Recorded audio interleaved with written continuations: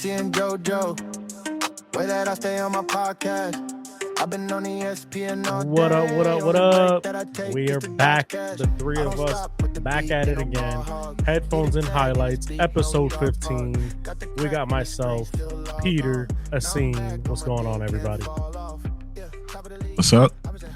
What's going on, fellas? Hell yeah. How's y'all week going? Asim, go ahead. Go ahead. Oh, it's good. Yeah, my week is good. Cannot complain. Got no complaints. Halfway through. Yeah, my week is all right. Was off yesterday. Had to work today. Working the rest of the week, but we got a nice little week to look forward to. UFC event. The World Baseball Classic starts this weekend as well, Friday. So I'm looking forward to that. NBA's been picking up because the playoffs are close. So definitely a lot of stuff happening. So I'm excited. Hell yeah. Well, with that, let's start it off, man. We got the NBA this week. We got a lot of players returning from injuries. Starting off with Giannis. We got Trae Young tomorrow. Jason Tatum looming around the corner as well. Yeah. What do you guys think about that? Asim, go ahead. You're the one that wanted to talk about this. I want to see what you say. What do you mean about Tatum or Trae? Oh, Trae Young. Anything, any of the returns. Oh, Asim left. No, that's not me. I'm in. Oh, there we go. Yeah.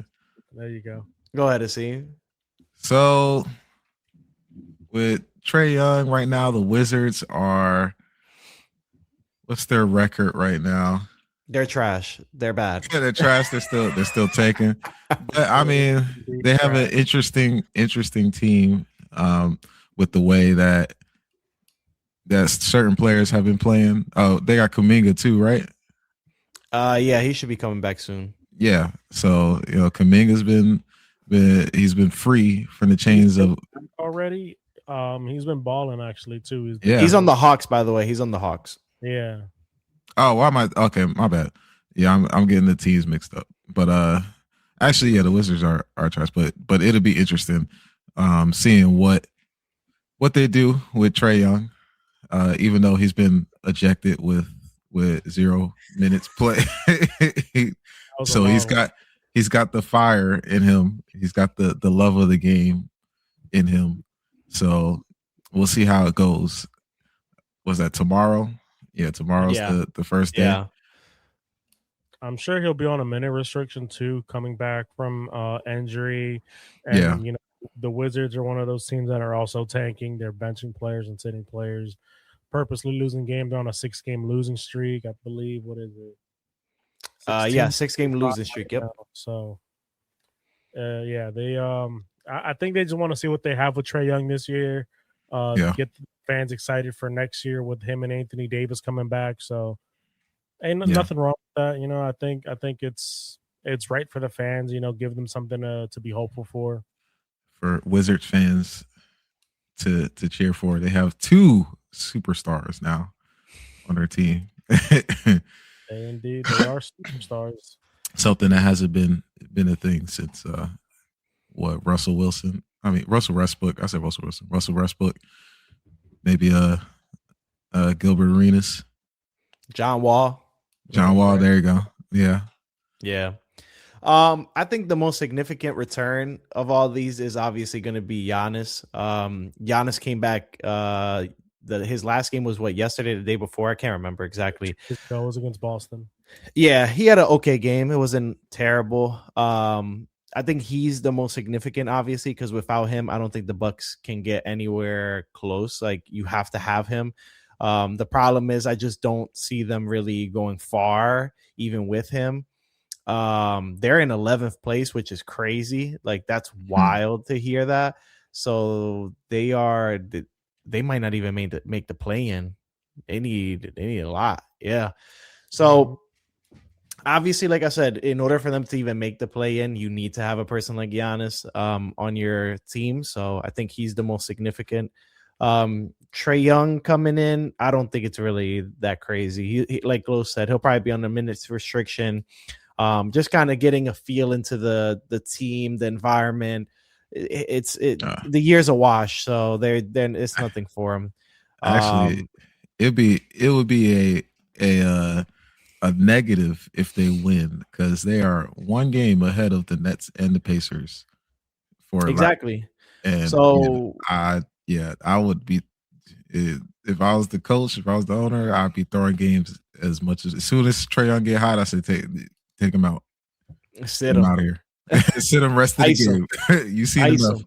You seen enough, fans. Let him take a seat. I think Yeah, it's interesting too that he got traded this year. The Hawks are not the worst. They're not bad. What's their record? 31 and 31. 31. They're 500. They're a 500 team again. Are They're in they 10th place too, so they're are in the technically in the play-ins? play on. Yeah, And they got a lot of young people there that made them expendable there. You know, Dyson Daniels coming in, being a defensive force, kind of made Trae Young expendable. They felt like they could go a different route with the team, more defensive heavy. Jalen Johnson's turning out to be a star in this league, averaging almost a triple double, if I remember correctly. They traded for CJ McCollum, who's just a nice little scoring piece to give them offense. Kaminga, like they did something interesting. Like they're building something there. It's interesting to me, and it's something that I feel like give them time, give them a couple years, and they could probably make a little small run in the playoffs. I'm not going to say they're going to compete for a championship, but I can see them making it to like the second round, giving a team like maybe the Cavaliers a run for their money. mm-hmm. And like normal Hawks things. Yeah. Like they make it far, but never past the hump of the far better teams. Mm-hmm. I definitely agree with Peter though. Giannis coming back is definitely by far the most significant player coming back. I was paying attention to the game before we got on, and he is balling. Like he is. They're actually playing the Hawks today. Funny enough. Yeah. Yep. 5 of 7 from the field, 10 points already. Obviously, he's on a minute restriction. He was on a minute restriction against Boston, and my first like couple minutes watching the game, you could just see he's just a force. Like he's still there. He's still contributing at a high level. You can't leave the passing lanes open. He goes right at him, and then it's Giannis in transition, and there's nobody better in the league than Giannis Antetokounmpo in transition. I mean, he's going to put his body into you. He's got that Euro step, and I think it's just 2 or 3 steps, and right now he's at the rim with either a layup or a crazy slam. So, yep. Amen. Yeah, I agree. I agree with you. Like you were saying, Los. The Hawks are pretty nice. They're young, and I think Jalen Johnson ascending how he did is going to be very important for that team. As long as he stays healthy. You got Onyeka Okongwu, who's just been steady his whole like NBA career. Like he pretty much always puts up a double-double, so he's pretty good. Kaminga being on the team helps. So they got something going, and they could go into maybe they could be like a first, second round playoff team. I don't think they'll go far. I think they need like a star player to be able to do that. But I mean, you got rid of Trae Young, who wasn't really doing anything for you, so why not? And now you're looking like a better team without him. And he's pretty much been gone almost the whole season, so you don't really need him. You have a star in Jalen Johnson. That's going to be your centerpiece. So just focus on him and surround him with better pieces, and you can make maybe a little playoff run. It goes to show, man. I preach this all the time in the group chats. Stars like Trae Young, if you refuse to play defense, if you just are a liability on that end and you got somebody behind you like a Dyson Daniels, it just makes it that much better for the team to say, you know what? We actually don't need you. You're too much of a problematic piece.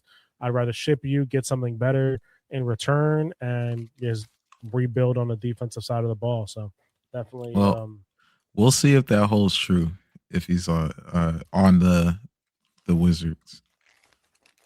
I mean, on the Wizards, I don't see him changing who he is in terms of playing defense. I just feel like the Wizards desperately needed stars. They're trying to make something work. They've been a mediocre team for the last 4 or 5 years. I think they've been bad, not mediocre. They've bad. I think for a long time. They're desperate, man. So I mean, why not just throw it at the wall and see what sticks? Yeah, you're not wrong. So just do it. They're not gonna go far either, though. They're not gonna go far. They don't got a lot, unfortunately. You never know. And then with the draft coming, and then free agency. We'll see. Nah, nobody gonna go over there in free agency. The Wizards are like they're just kind of like that's just a dead zone spot. They only get people from from trades, and even that, like Anthony Davis apparently is not too happy that he's possibly not gonna get that extension. Like he's kind of pissed because he don't mind playing in Washington because he wants the extension. He wants the max, and apparently the Wizards want the max. Yeah, they want you to play for the maximum amount of days as a player. Play the maximum amount of games that you can play. You get the max. But he's mad. He wants the max, man. But I just don't see him going far. I mean, they got like nice young players in there. I like Alex Sarr a lot. I think he'll be very good. And then, I mean, that's pretty much it. Like I'm looking at the depth chart. What's his dude? Keyshawn George. Keyshawn George, yeah. Keyshawn George, yeah. Him too, yeah. He's cool. But then other than that, like I don't know, the team itself is just like, So I don't see them going far, but who cares? Like there is. I just realized D'Angelo Russell is on the Wizards. Nah, they released them. I forgot. Oh, they did. Okay. Yeah, they said we don't want you. Oh man. Oh yeah, that was crazy too. No team really wants D'Angelo Russell. Mind you, this is the crazy part. He was on the Mavs. He was on the Mavs, and the Mavs chose to just sit him, even though they needed guards. And they're like, we just don't want you. We don't want you. We'd rather do whatever than we just want to get rid of you. Bro, the Wizards don't even want to give him trash minutes. Like nobody wants D'Angelo Russell. He's one of those people that just ain't too inconsistent to keep on the court. You're a liability on the defensive end. You're going to have that one game a year where you pop off for like 40 points and that's your highlight. Like it's just at this point, it's safe to say you're a bust. You about to go to China, bro. That's like Cam Thomas, low key. About to go to the Guangdong Tigers. He about to be out there in Shanghai, bro. Yeah, he gotta go, man. He's gotta go. You know, enough talking about these lower end teams. I want to ask you guys. Hey, that's what they are, is lower end teams right now. Except for Giannis. I put the respect on Giannis's name. Giannis is a former MVP for a reason. He can definitely get his team into the play-in and watch out. They make the play-in. I don't think they make a championship run, but I mean they could, make it to the 8 seed and then potentially, win a couple games in the playoffs. I think the team is still, too young to actually compete. And they got Doc Rivers. So. And they have Doc Rivers. Oh my gosh, a lot of bad things going on there. So I wanted to ask you guys, in the Eastern Conference, all right, who do we trust to come out of the East? Because we just saw the Pistons. I think they lost their last game. Yeah, they lost their last game. Yep. The Knicks just lost tonight. Boston just lost tonight as well. So the Knicks lost to OKC. Boston got blown out, absolutely dog walked by the Hornets. And I forget who the Pistons just lost. So I believe it was the Cavaliers. The Cavaliers have also been a little streaky, but they went on a run since they traded for James Harden. Without Mitchell and a bunch of other players. So, like, I gotta ask, who you guys who do you guys trust the most to come out of the Eastern Conference and then compete for a championship? To me personally, in the East, I feel like it's like not a toss-up, but I would only go with one of 3 teams. And I feel like out of the 3, I feel like I can rank them to tell you who I trust the most. So in third place, I would say I'd trust the hold on, I just had it now. All right. In third place, I think I would trust the Cavaliers. I think that the Cavs having James Harden helps them. I think it also hurts them because James Harden is known to not be a really good playoff performer. You do have Donovan Mitchell, who is good in the playoffs, so that's definitely a plus. But he's better than Harden. He's better than Harden. Harden, like I don't think Donovan Mitchell's ever made it out of the second round, like ever. Yeah, but like I said, he did do good in those like Utah Jazz games in the playoffs. It was mostly like Rudy Gobert kind of screwing it up for them low key. But you have an Evan Mobley who's good. But I just don't see them making it out. Like I trust, like out of the three, I think I trust them the least, just because James being traded mid-season to this team, you gotta kind of get a familiarity with everybody on the team, and I feel like they don't have that yet. I mean, they're doing good. They're doing good with him on the team, but it's a different beast when you get into the playoffs. And he's hurt too. He is hurt. He does have what is it, like a fractured finger? Yeah, isn't it's it? like a fractured thumb or something. Yeah. He's still playing though, because he did decent against the Pistons. My second team is the Knicks. I think that the New York Knicks, they have like the second best chance to make it out the East for me. Having a Jalen Brunson, who he does really good in the playoffs as well. Cat is kind of the big question mark there because he's like streaky. Like sometimes he's really good, and then sometimes he's just having a terrible, terrible game. You also have to see what you're going to get from Mikal Bridges. He's like streaky as well. But having a Josh Hart there who's gritty, I feel like they have the second best chance. They've been to the playoffs before. They made it to the Eastern Conference Finals against the Pacers. So I feel like in that aspect, and it's kind of the same team essentially from last year. So I would give them the second best odds. Number one has to be Boston. I just think that they have the best odds. They've bbeen there before. They won a championship. It's the same head coach. It's essentially the same team, except you have Vucevic on your team instead of like a Porzingis. So, and I actually like Vucevic a lot. I'm a big Vucevic believer. When he was on the Bulls, I wanted that dude traded so bad because he was just on a dying team and he's so good. Having the what can I call it? The breakout season that Peyton Pritchard has had this year. He's been doing really good this year. Elite point guard. Jaylen Brown stepping up like crazy. He's definitely got to be in the MVP discussion. His defense, which I know Los is going to talk about later, his defense against Cade Cunningham in their series against the Pistons was really good. And of course, you have Joe Mazzulla. He's a psychopath, but that dude knows how to coach, and he holds his team accountable. And like I said, this team has been there before. So that's my three picks. I think Boston is I would say Boston is the one I'd feel the safest making it out the East. Yeah, I think it's funny. I agree. He is a psychopath.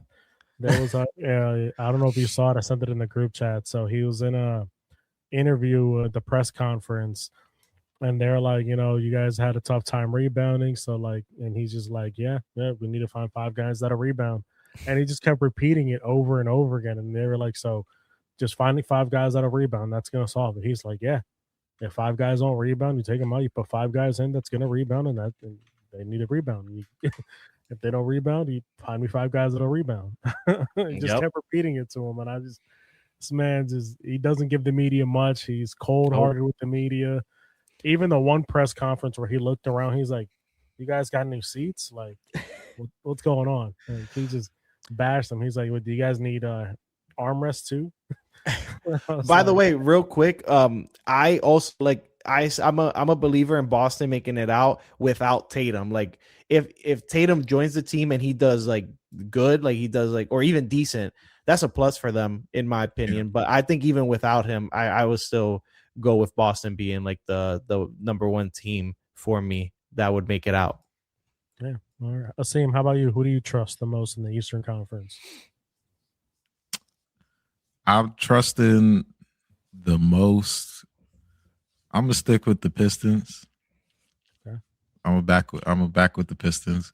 So they might have some bad games against, just like the last Cavs game that they just played, but I feel like it's just a learning thing from them. We're talking about a series, so in a series, I think things would go differently. Okay. I truly believe that it'll go differently in the series. That home away swing, it's just different. Like a different environment, different level of play. I know both teams are gonna play hard, but with what's the standings going to look like by the time the playoffs come? It's going to be, if Pistons stay in first, they're looking to play that team that comes out to play in, and that's going to be easy for them.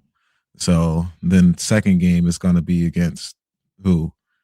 We'll be looking at. I think they will be playing the winner of the 4-5 seed. Yeah. So right now it's Cavs and Toronto, which will probably be Cleveland, because I don't think Toronto beats Cleveland. Yeah, that's actually a really good second round matchup. Now, how do you feel about Cade Cunningham with, the reports now that he actually can't go left? I remember watching the game against Cleveland, and they doubled him and they made sure that he could not go right, and he looked flustered out there. He still had a good game. I think he had like 15 assists and 10 points, but normally, you're dropping 20 plus in a game. 25 is his average, and he didn't look comfortable out there at all. So how do you feel about that one? Oh man, Cleveland did their thing as far as getting to him and stopping him, and that just comes down to the coaching. I feel like coaching and yeah, I think that's exactly what's going to happen. It's just going to come down to coaching, how they're going to adjust to what's being put on him, and then it's going to come down to the other players who can step up if your main guy is just getting clamped up. As far as who can be that backup to Cade, who would it be? That's the tough part. It's like who's gonna be that guy that can just take over if Cade is out. So it might have to be Duren. Yeah, it's gonna come down to what the coach is gonna do to kind of adjust to what the Cavs have been doing, what they might have found out or unlocked. So it is a concern, but I think that I'm gonna just hold true to the Pistons getting it together and learning and working it out.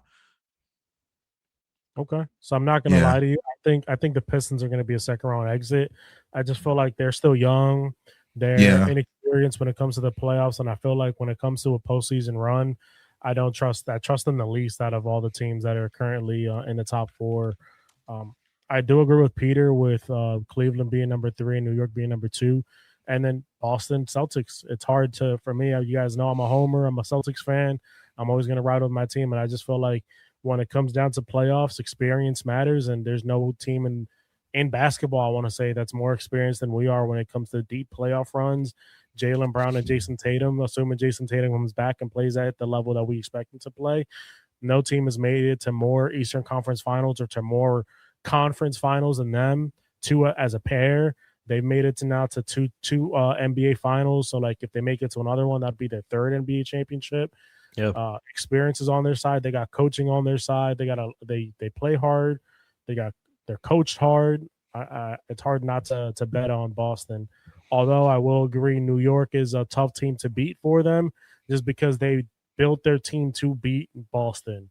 They got the wings and Anunoby and Bridges to disrupt our wings. They got Brunson. They got Cat. So it's going to come down in that matchup, in my opinion, to our wings, Brown and Tatum playing at a high level, and also White, Pritchard, Sam Hauser, Vucevic, and then Neemias Queta to kind of pick up the load. I love what I've been seeing from Queta this year. He's just been a defensive force for us, getting a whole bunch of rebounds and blocks. And I just feel like if he can continue that, we can get Karl Anthony Towns in foul trouble. I mean, I totally see another finals appearance for us.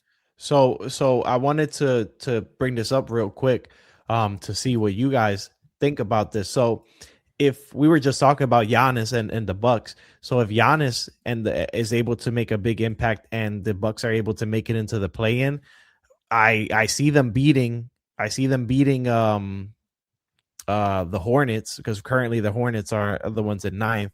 I see them beating the Hornets, and if they're the ones that face the Pistons, if they're able to make it in there, I don't like the Pistons' chances against the Bucks. That's the thing. Like, not that it's gonna take.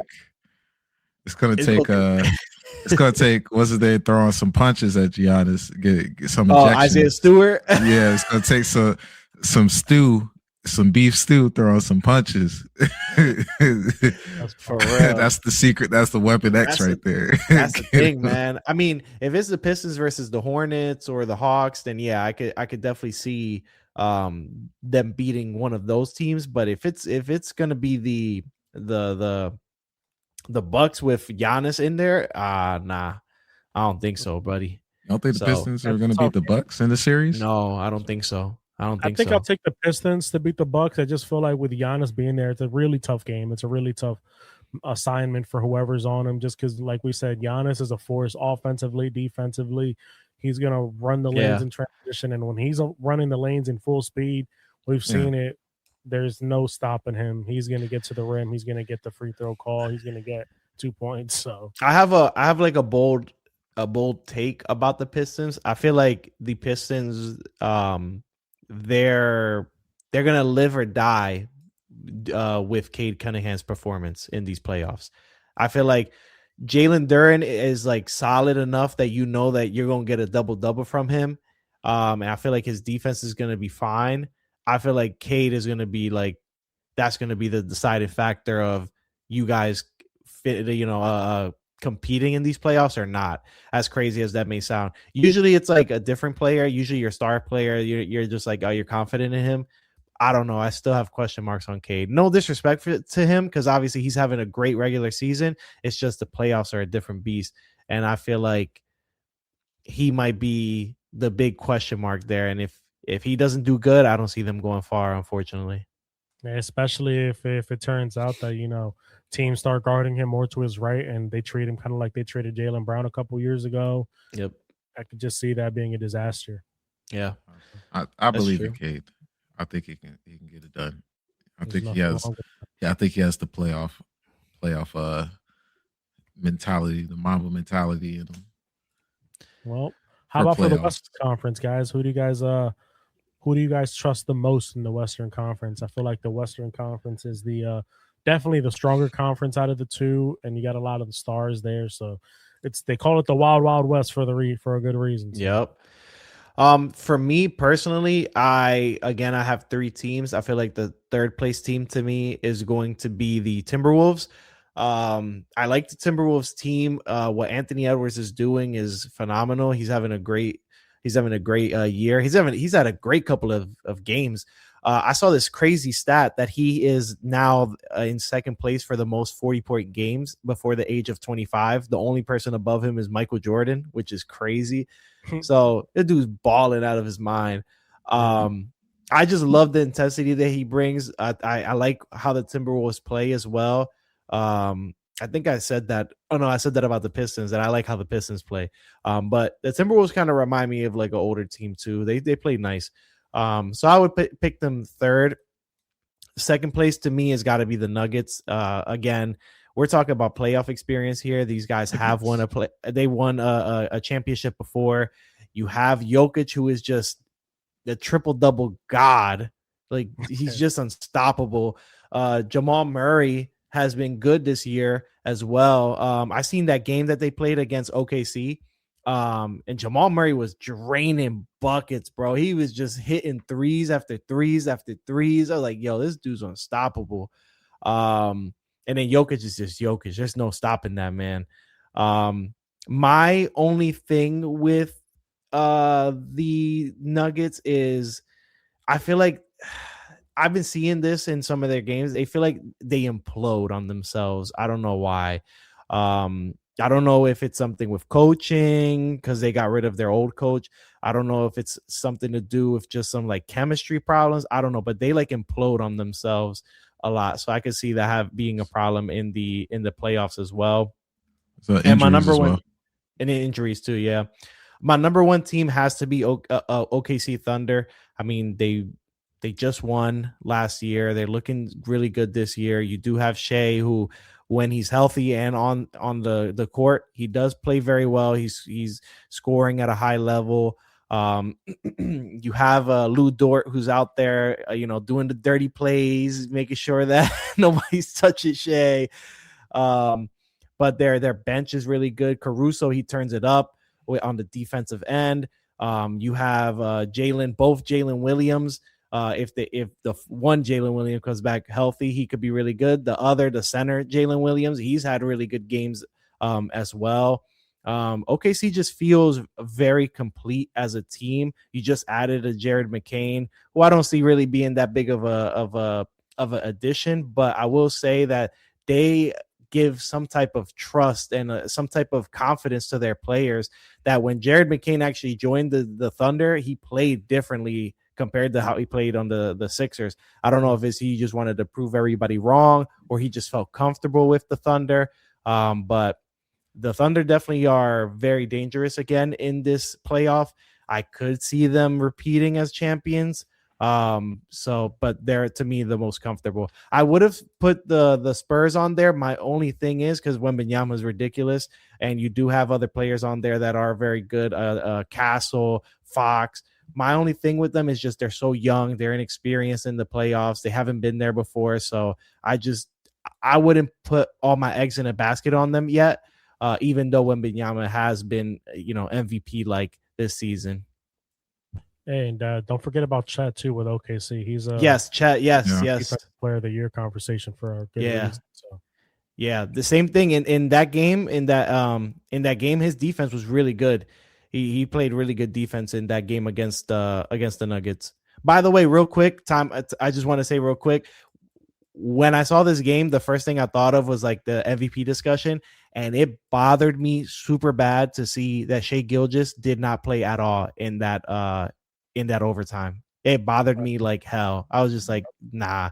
To me, an MVP has to be out there to be with their team willing to play. I get he just came back from the injury and stuff, but bro, Jokic would be out there. Well, Jokic was out there, but if he was hurt and he just came back, Jokic would have been out there. He would have been fighting with the coach. You gonna put me out there?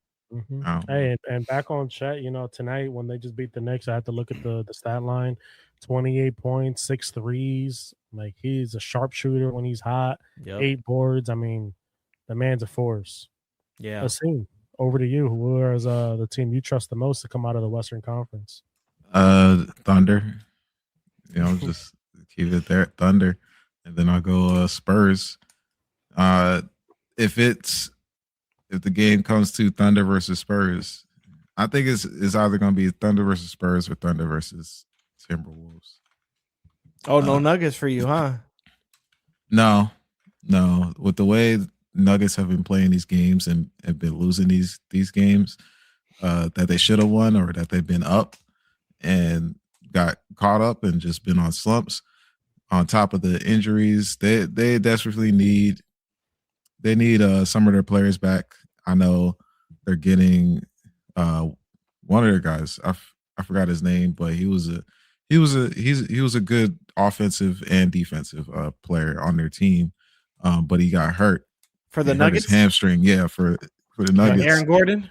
No, well, yeah, that was one of them, Aaron Gordon, and then there's another one that's like in his second year in the league. I forgot his name. I don't know who you're talking about right now. I was trying to think of who you're talking about. Yeah, a second year guy. No, it's like, I know there's Cameron Johnston, and then it starts with the W. Aaron Gordon, he's the one that's out with the hamstring. Yeah. No, there's another player they got too. Peyton Watson. Yeah, Watson. Yep, Watson. He was pretty good for them until he got hurt. Yeah. No, he's decent. He's really good. He's coming back next. He's coming back. I think next week. Yeah. So it's as far as the series, like going off of last year and seeing this year, if I'm trying to compare, just the Nuggets have been, I feel like, yes, they can be competitive with how they were playing from last year. Is any of that changed? Or does the Spurs throw a wrench in it? I don't know about the Rockets because of like how up and down they've been And if it came down to them needing to get into like a 3 battle or a shooting battle, you would just who you got on there that's gonna score besides KD. Amen. I don't trust the Rockets at all. You can't trust Amen to score like that. Yeah, so Sengun, like you can, but as far as hitting threes, like the Thunder is just gonna have way more threats outside of there. And yeah, the Rockets can rely on their defense a little bit more, but Spurs also have defense as well. So I don't know. It'd be interesting seeing these teams in the series, but I'm gonna go with the Thunder and the Spurs. Yeah, that I could trust because Wemby is just such a he's such a he's a freak, but then also he's just that person that energizes the team. Like he's like so locked in that he's not gonna just go out easy in the playoffs. Even without the experience, I'm sure he's going to rally his team to get there. So I agree. Yeah, it's not like you can't just count him out for sure. Against none of the teams that they're going to go up against, like you can't do it. Yeah, I agree. I'm gonna go with the Thunder as well. The Thunder, just like Boston, they got the experience. They won it. Their team is really well coached. They got a great bench. They're really deep.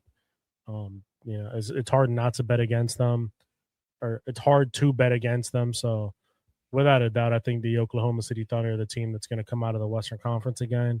And if by some chance they don't come out of the Western Conference again, who am I going to trust the most is probably going to be Anthony Edwards. It's hard not to trust Anthony Edwards. He was, believe they made it to the Western Conference Championships one time. Yeah, they fell short of going to the NBA Finals. But outside of that, I mean, I feel like the Denver, they just have a lot going on right now in terms of injuries, in terms of getting the chemistry together. I love the Spurs. I love them as a team. I love Wemby as a player. The inexperience when it comes to the playoffs and the grittiness of the playoffs is going to play a big factor. And then obviously, I don't trust the Lakers. I don't trust the Rockets. No, I don't. To me, they're just teams that like they look good on paper. They're going to be fun to watch in the regular season. What comes to playoff time, they're going to fall apart. My thing is with the West, each of these teams have a player where it's when it hits playoff time, it's going to be a problem. It's going to be like a threat. Like if they're hot in the playoffs, and they're going to make sure that they're not going to lose the game. It's like that X factor. Like you go to the Thunder, you got SGA. Go to the Spurs, you got Wemby. The Rockets, you got KD. Timberwolves, you got Anthony Davis. Nuggets, you got Joker. Warriors. Edwards. I'm sorry, Edwards. Warriors, you got Warriors, you got if Curry comes back healthy, you got Curry. Clippers, you got Kawhi. I mean, they're in there. I feel like if he's healthy, but either way, he's still a threat. If he's in the playoffs, like Curry is going to be a threat. Kawhi is going to be a threat if they're locked in the playoffs. So it's like, yeah, but one team won't win championships for you. You have to. I know that one. I know that one player is not gonna do it. But there's like the X factor players. Like I could see a for example, like y'all's. We're talking about the Thunder. Obviously, like they got the most chemistry. It's literally the same exact team from last year that they won the chip with. So they got the best chemistry. They got to have the best chances. They got the best record in all the NBA. So you got to give them the respect and put them first. The Timberwolves, I mean, they're dangerous because you got a Anthony Edwards who's just playing, like we said, phenomenal. A DiVincenzo, a McDaniels, and Julius Randle's having a great year as well. So yeah, I could see them being the second. I had them as my third just because I feel like the Nuggets, I still trust in Jokic. Like he's just a monster, and I feel like he turns it up in the playoffs. But I get what you guys are saying, and with that in mind, I could even see the Spurs making a little run in here. I know that they're inexperienced, and I said I don't see them doing it, but I could see it because their chemistry is just ridiculous. Bro, they lost one game in all of February. No, they're 11-1. Oh, 11-1, yeah, since the All-Star break, they're 11-1. They've only lost to the Knicks. Ridiculous how they've been playing, man. Like, and it's all been clicking for them. Like, Wemby's been doing good. Vassell, Castle, Fox, like everyone, even Dylan Harper coming off of the bench, they've all been clicking super well. So but my thing is, like, I'm with Los. I just feel like the inexperience when you get into the playoffs, that's going to be their downfall, which is not a downfall for them because it's good for them to learn. I mean, if you can get into the playoffs, maybe get into the second round, or if you're lucky enough to the Western Conference Finals, I mean, good for y'all. Nobody was expecting you to win, but good for you guys. You just like developed all your young players like super well. But I just don't see I don't see the Rockets going. Like, if the Rockets make the playoffs, I don't see them going into the Western Conference Finals. Like, I don't see a Warriors team, a Lakers team going that far either. Like, for me, like, there's just a difference between, like, the West is stacked, but there's a difference between like those teams that are like from here and then the other teams are just down there. I'm saying I could see the games going, not going to be like a straight, 3-4-0 or a sweep or a 3-1. I think some teams are going to put up a fight. Like, the teams that you least expect, they're gonna put up a fight. I hate to say it. I feel like if one of those teams, lesser team, are to put up a competitive edge and fight and make a run, it'd be the Lakers. I feel like, we've seen Luka Doncic carry a team in the playoffs by himself to the Western Conference Finals or even the championship. They got LeBron James, who's the GOAT, the greatest of all time, playing with him. You got Austin Reeves. Like, they got people there that could keep up and potentially just outscore other teams. It's hard for me to see it. And I understand what you're saying in terms of these other teams. Like, they're not going to get swept. They got players that just, like KD, they're just going to have that one game where they refuse to get swept. But that doesn't mean that the series is going to be competitive. I definitely see all those teams 4-1, especially if they got to play a team like Denver, Timberwolves, or the OKC Thunder, or even the Spurs at this point. I can totally, if any of those teams are to go to 7 games, it'd probably be the Spurs because of inexperience. Outside of that, if you play the Thunder in the first round and you're one of those 3 teams that we were just talking about, most likely than not, you're going to get swept. If you're playing Denver, most likely than not, you're losing in 5-6 games.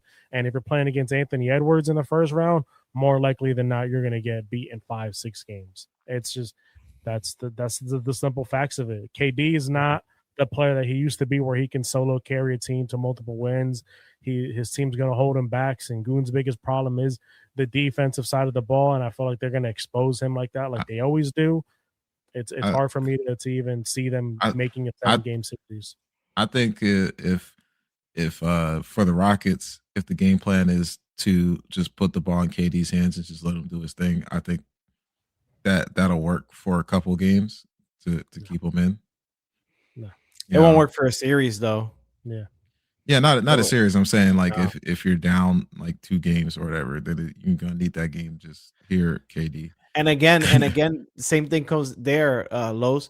The thing is that team, the Rockets, that's a young team. That's a team that is inexperienced in the playoffs. And then on top of that, they don't have good chemistry because of all these things that happen with KD and the tweets and stuff like that. So you're already like starting off on the wrong foot there, as opposed to like a Spurs team. If they do, even though they're young and inexperienced, they have that chemistry. They mesh well together.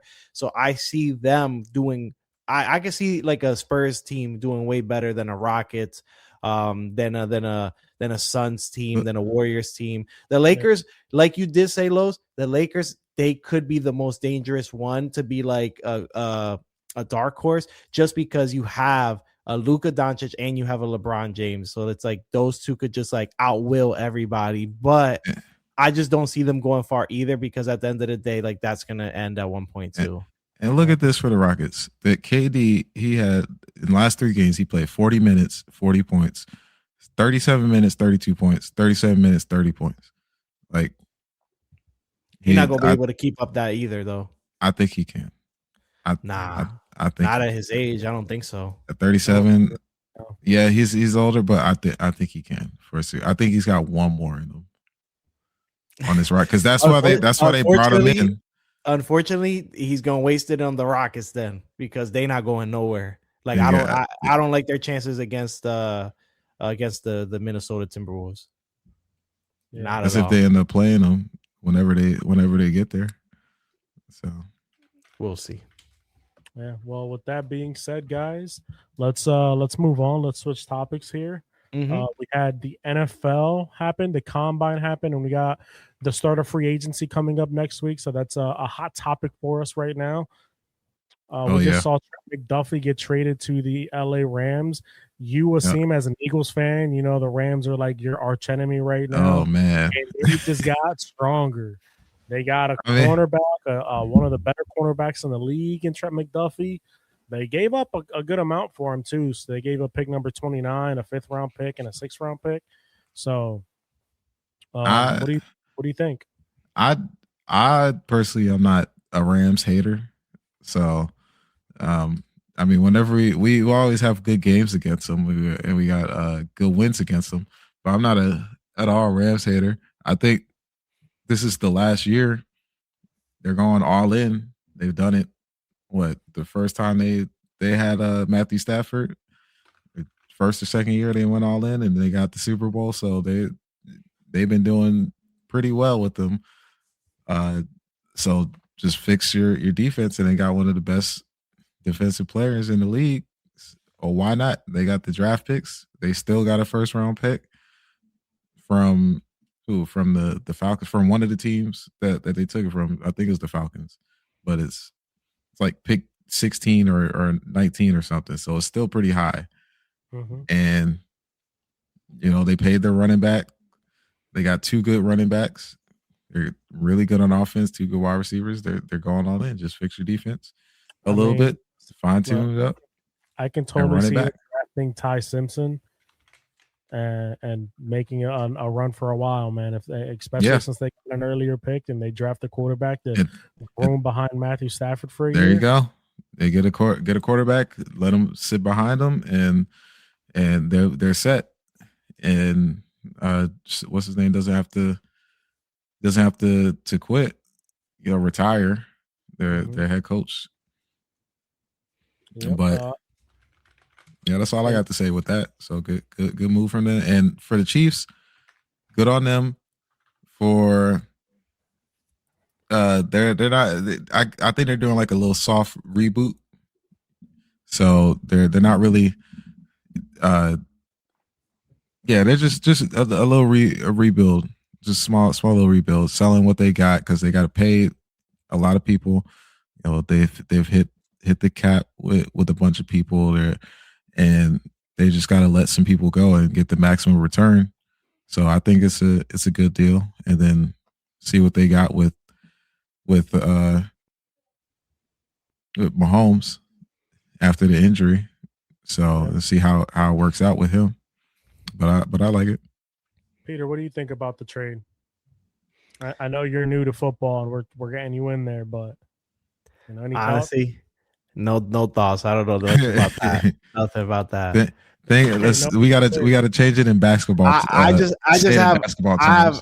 I gotta do basketball terms. I have questions about some other moves, but yeah, when we get there, we'll talk about it. Yeah, let's get there. What I tell you there is that Trent McDuffie's a cornerback, and he's one of the better cornerbacks in the league. And he got traded to a team that almost competed for a Super Bowl championship. And their big weakness this year was their secondary. I mean, they could not stop anything on that backside. So now adding a Trent McDuffie back there just kind of helps them out. And who knows, maybe they could have made one stop and then boom, their offense who's still a high-powered offense, they could just, now they can outscore teams and make it easier for the offense. So it's like think of Trae Young going to the I was about to say Pistons. Trae Young going to the Nuggets. There you go. That's a terrible example. I'm sorry. No, that's it. Oh yeah, I Nigga- mean, I see he's literally Trent McDuffie, right? Yeah. He's ranked as the second best cornerback in the league. I wouldn't say he's nigga. the second best cornerback in the league. But Oh he's my in gosh, this guy. Nah, he's the second best I wouldn't say he's the second best. because you got Surtain. Yeah, they put Surtain, Surtain and as then- number 1, and then Mitchell at 3. No shot. I don't see it. I'm sorry. And then Then- Sauce Gardner at 4. And Sauce, yeah. No. And what? then Lenoir. Quinyon Mitchell. Yeah, then Quinyon What is Mitchell. going on right now? Holy And then Gilmore. shit. Then Gilmore. You can put Gilmore at like number 5. All right. He's not even in the league anymore. Not Gilmore. You can put Gonzalez at 5. I'm sorry. Gonzalez at 5. No, they got Lenoir at 5. My co-hosts are smoking crack right now. Not me. I don't know. I'm reading. That's it. I don't know this. He's just he's reading the facts. No biasness attached to this. Okay, You're reading the facts. top 5 cornerbacks in the league. Okay, McDuffie's a top 10 corner. The top 5. I don't even think McDuffie made an All-Pro this year. Top 5. You got Patrick Surtain at number 1. Okay, I'm gonna give credit where credit's due. Quinyon Mitchell's number 2. Number 3 is Christian Gonzalez. Number 4 is Stingley Jr. And number 5, I'll give it to Witherspoon. Like, there's no shot we're gonna just put them above all of them. That was crazy talk. I love trolling. So real quick, I wanted to get to these other transactions that happened not too long ago. So I feel like this one really like shocked me. I mean, maybe you guys can school me on this and tell me why this happened. But Kyler Murray getting released by the Arizona Cardinals just seems crazy to me at the age that he's at. Like, he's a 28-year-old, and you're talking about that the Cardinals are gonna have to pay him like 30-something million, even though they released him. Like, yeah, at that point, why not just try to trade him or anything? Like, get anything you can, unless he was there just no trade value for him. Like, what's up with that? It's two sides to this. There's the side of the people that really like Kyler is still say he's good. He might have some flaws and stuff, but he's a good quarterback. And then you got the other side of it just wasn't working out on the Cardinals. He needs to just go to a new place, get a fresh start somewhere else. It's mostly because of how bad the Cardinals are. The Cardinals are a really, really, really, really bad team, and there's no like light at the end of the tunnel right now. So I think they're on the path of they just have to let go of all the baggage, let it all go, and just start over, because it ain't gonna work with Kyler. It hasn't worked with Kyler, and it hasn't worked with the coaches that they've had. Hasn't worked with the defenses that they had. The only thing that has worked is Trey McBride, and that's about it. Yeah. So I guess they just need to start there and just run it, just start it all over to get their franchise back to where it was. But is before. it crazy to just release a 28-year-old quarterback? You know, he's been hurt a lot. Yeah. He's been hurt last year. He only played like 5 games, and that was it. Yeah, I saw he only played 5 games because he had a foot injury. He had a foot injury from being sacked. What was it? What did he do? I forgot. He did something that didn't make sense, and he got a foot injury. But he had that injury, and then he was kind of inconsistent. He had some issues with might be holding on to the ball for too long, certain inaccuracies, his height, with how short he is, trying to throw in the middle of the field, or seeing certain areas of the field. But I mean, the talent is there. He can run. He can hit some throws. He can clutch up some games sometimes. But it just depends. You have to have the right coach around him to get to those like elite level Kyler games. So we'll see what teams he goes to. But that's the thing. Right now, he's probably the best player in the free agency right now to be picked up. Who else? The best players in free agency. The best right quarterback. now. Quarterback. Quarterback. Yeah, he's probably the best quarterback in free agency. Yeah, in free agency right now. So, and there's a lot of teams that need quarterbacks. The Falcons probably gonna need quarterback. Vikings. We know Raiders are gonna draft their quarterback. You still got the Steelers. The Steelers going. Dolphins. I think that Kyler's not going to the Dolphins. I think they're done with that small quarterback experiment. Yeah, but still, they need someone else other than Tua up in there, even after benching Tua. Tua's another one that got cut, but in my opinion, I think like the reason they got rid of Kyler is just because it wasn't working offensively. You saw Brissett come in and he made the offense look a lot better than when Kyler was there. Kyler's now coming off. This is his second injury with the Cardinals that ended his season. A Lynch Frank injury is no easy injury to come back from. We saw what that did to Najee Harris. He was never the same after that injury, and he had two of them. And then he also had a torn ACL a couple years ago. He's one of those players, man, that like you need a lot to go right for it to work with him. And I just don't see it. I mean, he's got one more shot in the league. I definitely see him getting another starting job with somebody. There's a lot wrong with him. I don't think he has one more shot. With the way the quarterback market is, you see it more than ever now that there's only a select few of quarterbacks that's like good. And now we know that all you need is a good enough quarterback to win a Super Bowl. Like you just need the quarterback to hit the throws, not turn the ball over, and then they can work with it. Like that's all certain teams might need. Like that's all the Vikings really need in order to get past the hump. A resurgent season like Sam Darnold had the last 2 years. Who? Kyler. Gonna have a resurgent? Yeah, like Kyler's never been that type of a quarterback that could just sit in the pocket and throw it. He's one of those quarterbacks that needs to move around.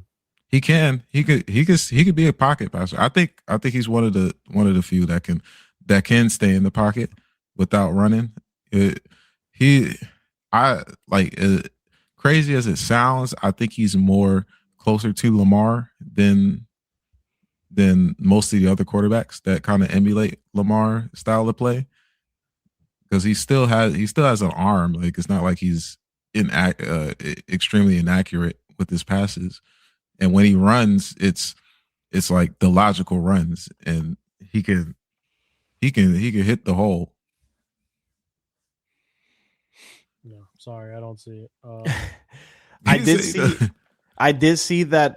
So Kyler, I didn't know this, that he actually got drafted as well in the MLB. So the Oakland A's, I don't call them the Sacramento A's. Sorry, they're Oakland A's. They're always going to be Oakland A's to me.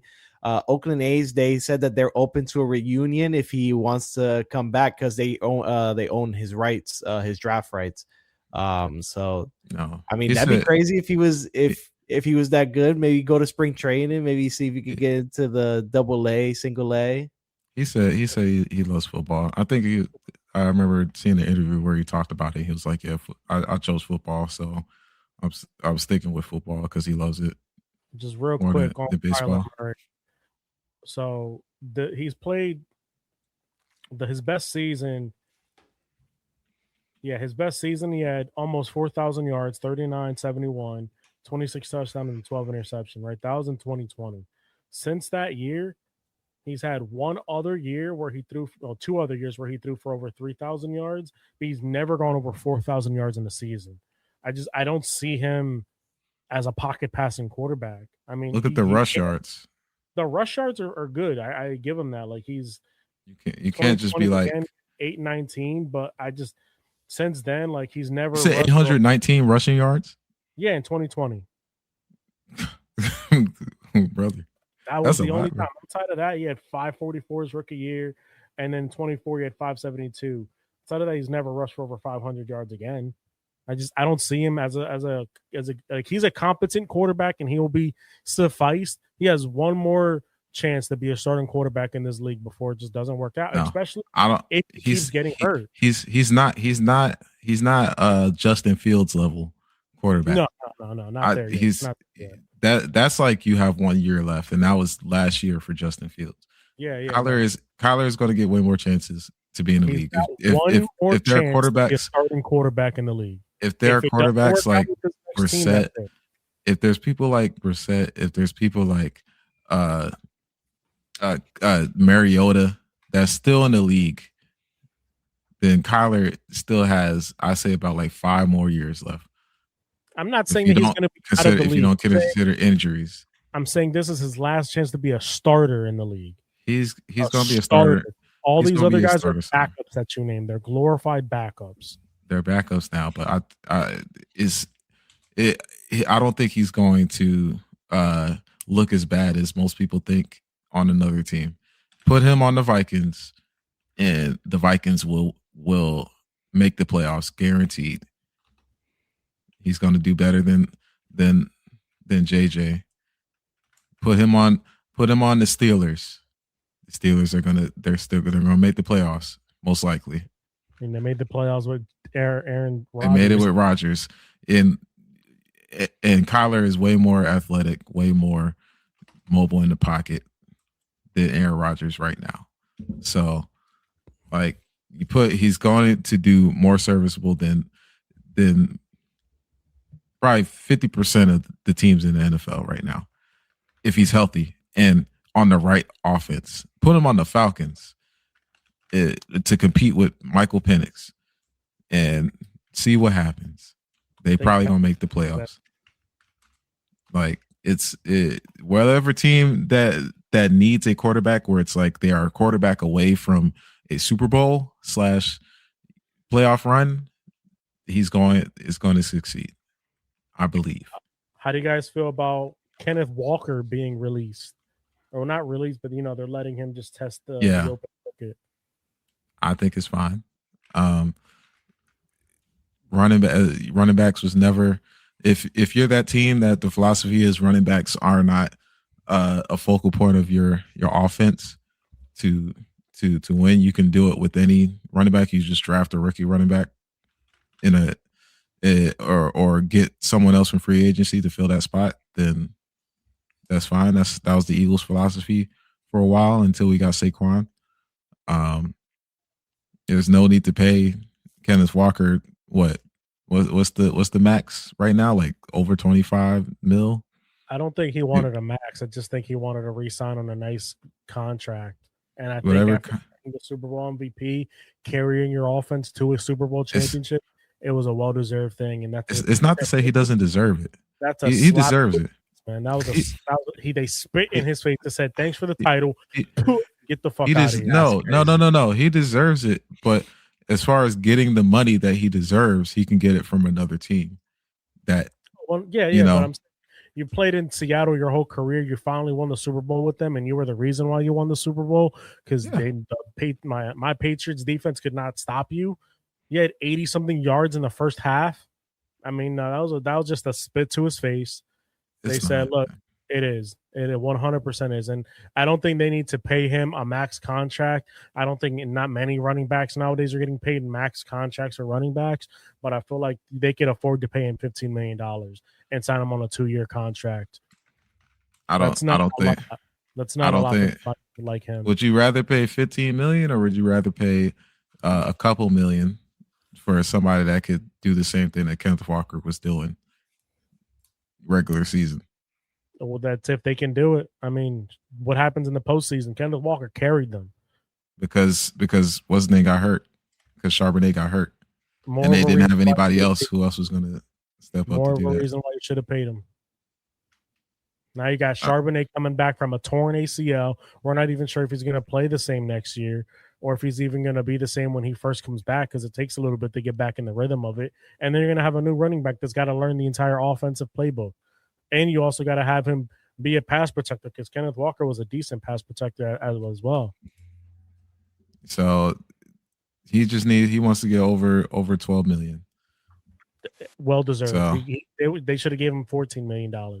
Well deserved. But they could put that money somewhere else. That's the thing. It's like you don't want to be locked into a running back. Easy to get out in that position. It's not that you think every single contract, every single thing is signed is just like, oh, they could just get out this contract. Yes, they can. We just released Stephon Diggs. We signed him on a 3-year deal, and we released. Because he didn't want to restructure. That was it. That was part of the contract. Okay. It was open for restructure. He had guaranteed money. We said, "See you later. We're going to save $18 million this year. Thank you. Bye." That's easier than paying what $36 million to somebody because they got you. They got Super Bowl MVP. $36 million for 3 years. You can't give that to your Super Bowl MVP running back. Come on. No. Save the money. Continue to build that elite defense that you got. All right. They get as far as the run game, they got Charbonnet and they can get somebody else for free agency that's cheaper. The who just got Montgomery? Texans. That's the other story. Texans just got Montgomery. How much he getting paid right now? Great pickup. I think he's due for a contract extension soon. He has an Montgomery extension. Yeah, how much he getting paid for? I think he's still on a small contract. Montgomery, $5 million. Yeah, he getting paid $5 million. So you telling me he's due for an extension though? So okay, you telling me you can't get Dave Montgomery $5 million on the Seahawks and he can do the same thing that Kenneth Walker is doing regular season. But he's due for, like Peter said, he's due for a contract extension. I also said he's due for a contract. The Texans even said they're going to extend him. They're not just going to let him play on that contract. And I guarantee you he's going to make $12 to $14 million in a year. And they're going to see what they got. Yeah, for a year. They're not locking him in for 3 years. I think it'll be like a 2 to 3 year contract, making around $12 to $13 million, $14 million max a year, 100%. You wouldn't just Montgomery. You wouldn't just trade for him if you were just going to have him. Hey, we're not going to extend you. You're going to be disgruntled, and then we're going to cut you. That they're not going to do that. They're not going to waste the draft pick for him. You just gotta see the market. Who willing to pay Kenneth Walker that amount of money? What teams are willing to pay him? What team really needs a running back right now? What, Chiefs? I guess Chiefs can pick him up. The thing with are they going to pay that money? They would actually, but the thing with the Chiefs is, in my opinion, they're going to wait till the draft because if Jeremiah Love falls to them, yeah, good luck. There you go. You can get it. You can draft the running back for less than getting a Super Bowl MVP running back. So the thing is, the Seahawks aren't going to be there to draft the Jeremiah Love. He's a top 5, top 10 pick. But still, whether it's free agency, whether it's the draft, I feel like they'll be fine. We'll see. I think they'll be fine. Like I truly think. Like when the thing with the Eagles when they got Saquon, it was like Swift. We wasn't gonna pay. It wasn't. Yeah, we wasn't gonna pay Swift. And we had the opportunity to get Saquon because it's like, why not? That was like, all right, we can get this splash player to just, be the guy that this elite talent on our team. And it ended up working out. So, we decided to run it back and keep him and extend him because we just got our guy. That's it. Same thing with the Seahawks, but first they're just doing it in reverse. They're seeing if anybody else is going to take them, pick them up. But if not, then okay, you're cool with $10 million, then you are a guy for 3 years for this $10 million. If nobody else wants to pay you this amount more, so I guess that's why he got him there on that contract. We picked him up, and he got us the Super Bowl after we picked him up. That's like the reverse that I'm trying to. Now trying to make. Like I said, man, there's no loyalty in sports. That's why when a player demands a trade and he says, I'm not playing for this franchise anymore, just like the franchise can let you go at will and be like, see you later, bye. That player should have the same right to be like, well, I don't feel like playing here anymore. Trade me.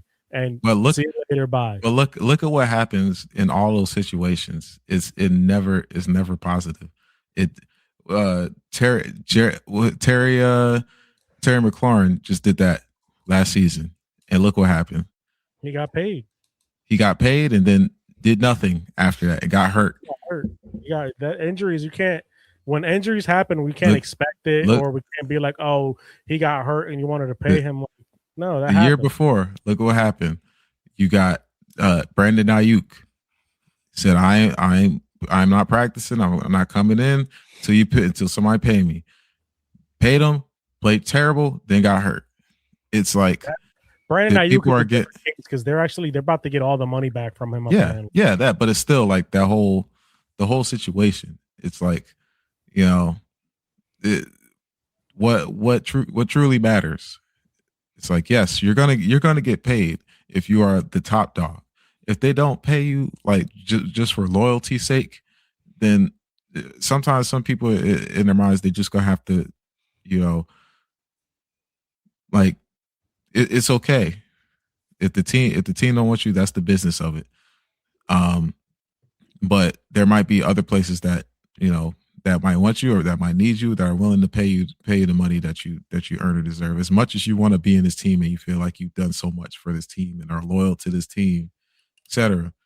It's like, you got to look at your other options before the season starts. The difference with them and Kenneth Walker is he won the Super Bowl MVP. That's a big thing. Mm-hmm. That's just the situation. That's all. You win the Super Bowl MVP, so you feel like you deserve it more than anyone else. But I haven't heard him say anything about like he deserves it or whatever. They're just saying you can go and see the market, to get paid what you deserve. But we don't, we're going to prioritize other things over paying this amount of money. Here's the cutoff we're willing to pay you. So go look at the market and see if anybody wants to pay you more. So I don't see it as like a negative thing. I hope they do, and I hope he has a great season with them. But to not keep going around in circles, because me and the team, as you guys have noticed, different takes completely when it comes to Los, can you like update everybody on what your opinion is on Stephon Diggs being released? I know you gave a little bit of it, but I wanted to. You're definitely the Patriots fan, so I wanted to get your insight on this. Jail. So nothing to do. He said with jail. Guess who going to jail tonight? His incoming case, because if that was the case, we would have waited for that and then got the full contract, taken away, and not had to pay him anything. The reason why we let him go is he didn't want to restructure his contract. We just freed up $18 million. We're one of the top 10 teams in salary cap. Now I think that just bumped us up to like one of the top 5 teams in salary caps with this release. And we're trying to make big splashes this year in free agency.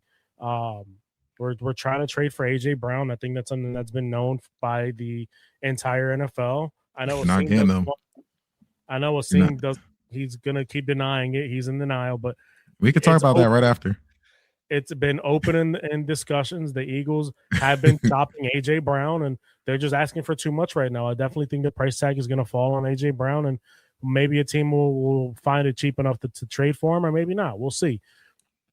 But the reason why we let him go is just money. We're saving money. We're going to try and make waves. I think we're in play right now for, like I said, AJ Brown. We're in play for Max Crosby.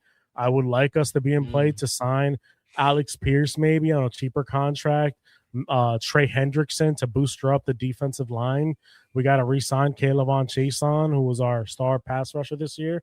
I just feel like we're going to use that money elsewhere to bolster up the team, and that's something that I want us to do. Like I posted up today on my Patriots forum page. I would love what I want from the Patriots this offseason. Number one priority is we need a pass rush. Above everything else, above AJ Brown, above a wide receiver, we need a pass rush. We need to get to the quarterback. We saw with Seattle, we saw with the Eagles last year, the way you can disrupt the rhythm of an offense is by getting pressure on that quarterback. They double teamed Milton Williams, they double teamed Christian Barmore, and that made it tough for us to generate pressure. We generated pressure a lot from the middle of the interior of the offensive line, and it wasn't working. We still got them both under contract. They're still really good assets, and it's time to bolster up that defensive line. Put pressure on the quarterback, and that's the number one priority, in my opinion, for a Mike Vrabel team who's a defensive type of head coach. Secondly would be that wide receiver. We need a wide receiver one. We need somebody who's not just going to allow himself to get blanketed. As you saw in the Super Bowl, I think he only had one catch in the Super Bowl for 15 yards, or maybe it was 3 catches for like 15 yards total. As somebody who's getting paid that much money, it's unacceptable. It's just something that you can't have happen. And there's a lot of people out there right now that deserve that, in my opinion, could produce a lot better. Like I said, if we can trade for an AJ Brown, he could potentially do something with us. We still got Mike Evans if he chooses to sign with us, Tyreek Hill if we want to give him a chance, and then the young guy, the person everybody's talking about is Alec Pierce. I even saw DJ Moore is a name that's being shopped around right now. If we trade for DJ Moore, he's a lot younger. We got a lot of things going on right now, and I think releasing Stephon Diggs it was just a cap cut. It was a cap casualty, and I'm not. It sucks because I like Diggs as a player. I liked his demeanor with us. He was definitely shown growth and maturity with us. I just think, he's one of those players that he's about his money. He wasn't going to restructure. We made a business decision. Like I said, there's no loyalty in sports. So, yeah, I got you.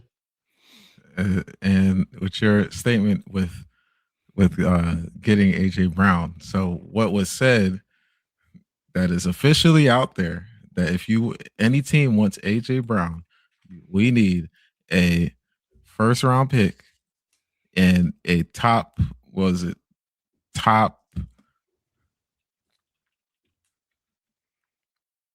do they say? First round pick and a top 100? I'm looking it up. What exactly what was said? Oh, first rounder and more in a Quinnen Williams type deal. So you're gonna have to give up a first plus some more, plus a player. So we are selling high as you could possibly sell. So if you want to do that, then you go ahead. If any team wants to do that, then they go ahead. So you go ahead, clear up that cap space, pay us some money, give us those draft picks, and you can have them. Like I said, I definitely feel like the price tag is going to go down. It's not. I promise you it'll go down. It's not. Quinnen Williams is a younger defensive talent. He's only 28. AJ Brown is not 28. He's in his 30s. By the time the draft comes, I guarantee the price tag is going to go down. I would give a 3rd round pick for AJ Brown. It's called hopium. That's what you're living off of right now. It's not happening. It's called denialism. It's not. You just mad that I'm right and I have been right this whole time because the value is not gonna go down. This is telling everybody that if you really want him, this is what we need. Trust all right, me, just trade will happen, and just to make it fair for us. Okay. No, we ain't just giving up AJ Brown for peanuts and then taking a hit on our in our bag, in our money, in our team, just so we can get him off our team because he's being this and that. It's all the narrative of him not wanting to be on the team. It's all fake, false narratives and all just talk. All right.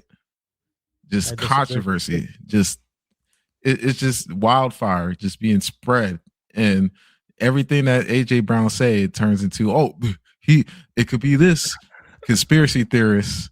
Like it don't make sense. It needs to stop. Like I said, he's not worth a 2026 first or second, and then a 2027 first. So you're talking about a 2nd round pick this year and a 1st round pick next year when you guys didn't even pay that much for him. Absolutely not. That's not happening. But we're paying this money for him. I guarantee you he will get traded for much less if he were to get traded. And when it happens, like we said before on the pod, I want you the minute it happens, I don't care where you're at, unless you're at work and you're in a military facility, you got StreamYard and be on your phone. Log in and you go on. I want you to go in and damn, I was wrong. Just remember, we trade them, we lose money. We trade them, we lose talent. It's not. It's as simple as that. You can't. It's hard the to. cap hits are easy to work around in the NFL. We've seen it happen before. It's so easy to just work around 40 mil in cap space in a hit. That's a lot of money that we just taking the hit on. Doing it left and right, and they work around it. So why would we take a hit just to let him go? Why would we take a hit just to let him go? To replace him with somebody that's not as good? It doesn't make sense. When it happens, you will be upset, and I'm gonna be laughing. And when it doesn't happen, and he plays through the whole season, and you're rocking with DJ Moore to try to run it back, then I don't want to hear you talk about how, oh man, we really needed AJ Brown. We almost could have had him as soon as that trade. You don't want AJ Brown anymore? No, I don't want DJ Moore. Oh, I've never have fun with DJ Moore. Enjoy. You can maybe have Mike Evans. You can have Mike Evans. I'm okay with Mike Evans. Be okay with Mike Evans. He is a perennial 1,000-yard wide receiver. Okay with him. But I think the Eagles are asking for too much right now, and I see the price tag going down. Asim is one of those Eagles fans that he's in denial. He thinks he knows everything. As you guys clearly see, we got Eagles fan takes when it comes to football. And you're the Patriots fan. You're the Patriots fan that thinks he knows everything about the Eagles. I don't know if it's going to be to the Patriots. I would like it to be to the Patriots, but when he gets traded, it'll be for much less than what the Eagles are asking for at this very moment. Look, man, we know you needed a receiver. We're sorry that Stephon Diggs hurt you so much. All right, hurt us. But the bad man is gone. All right, you can move on. You can rock with who you got right now. Like I said, he didn't hurt us at all. We let him go because of money, financial reasons. We're taking a small cap hit, but we'd rather save the $18 million. And I hope that we sign, like I said, priorities, the defensive side of the football. I want us to sign a pass rusher, multiple pass rushers, or trade for somebody like a Max Crosby. That's my number one priority. When it comes to the offensive side of the football, I'm sure Josh McDaniels is going to figure it out. But receiver is probably number 2 or number 3 on my list, quite frankly. It ain't going to be with AJ Brown. Just remember that. I mean, shit, that's why you guys are shopping. You guys literally went to the combine and you guys are shopping AJ Brown's name around. Yeah, I've seen this happen before. We're seeing. They're going to be like, all right, well, there's nothing wrong with that. And they're going to be like, hey, how about this? And the team's going to be like, maybe. Let me talk to my peoples. And then negotiate. I don't think as far as the negotiation is going to go, I think it's just going to be, what can you do for us? Here's if you're not willing to do this asking price, what is the closest thing that you can do to where it makes sense, to where it benefits us? Like I said, it's going to be multiple first rounders. Period. No, absolutely not. I said, in the comments below, just point down and just tag Asim's name on it and just tell him he's smoking crack. Multiple. You want them that bad, Patriots? Multiple firsts. No, multiple. We don't. 2026, 2027. Pass rush. I would give 2 first-round picks for Crosby. Give us. Look, we're talking about elite wide receiver playing for his favorite team. Like I said, that asking price is going to come down. Yeah. Elite talent in the prime of his career. People saying he's in the decline, but he's not. Not at all. Not at all. He's still a top talent, big body, and he's gonna play hard for you. He's on a decline. I think he would help any quarterback out. That if he were to get traded, especially if they're a young quarterback like a Jaden Daniels, a Caleb Williams, a Drake May, the Titans quarterback who I'm spacing on right now, I feel like he'd help all of them out. The thing is, back to the Titans. The asking price is way too high right now, and it's going to go down. And when it goes down, I think the trade will happen. It's not going to go down. Like I said, I've been saying it for weeks. I don't know if it's going to be to the Patriots. I don't know if it's going to be, let's say, to the Titans again.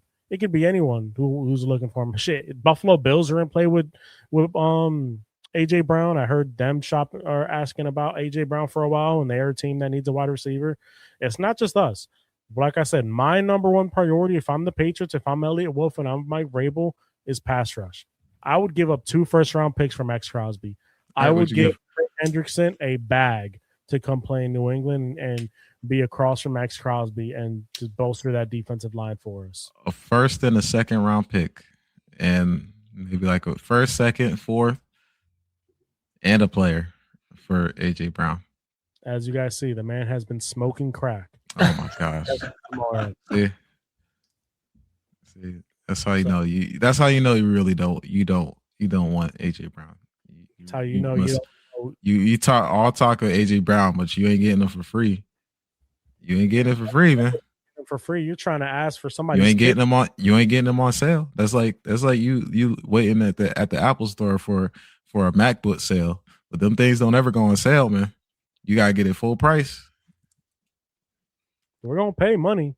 There ain't gonna be no Black Friday sale. You get the full price. Like I said, just tag him in the comments below. A scene, let him know he's smoking crack. Ain't nobody trading.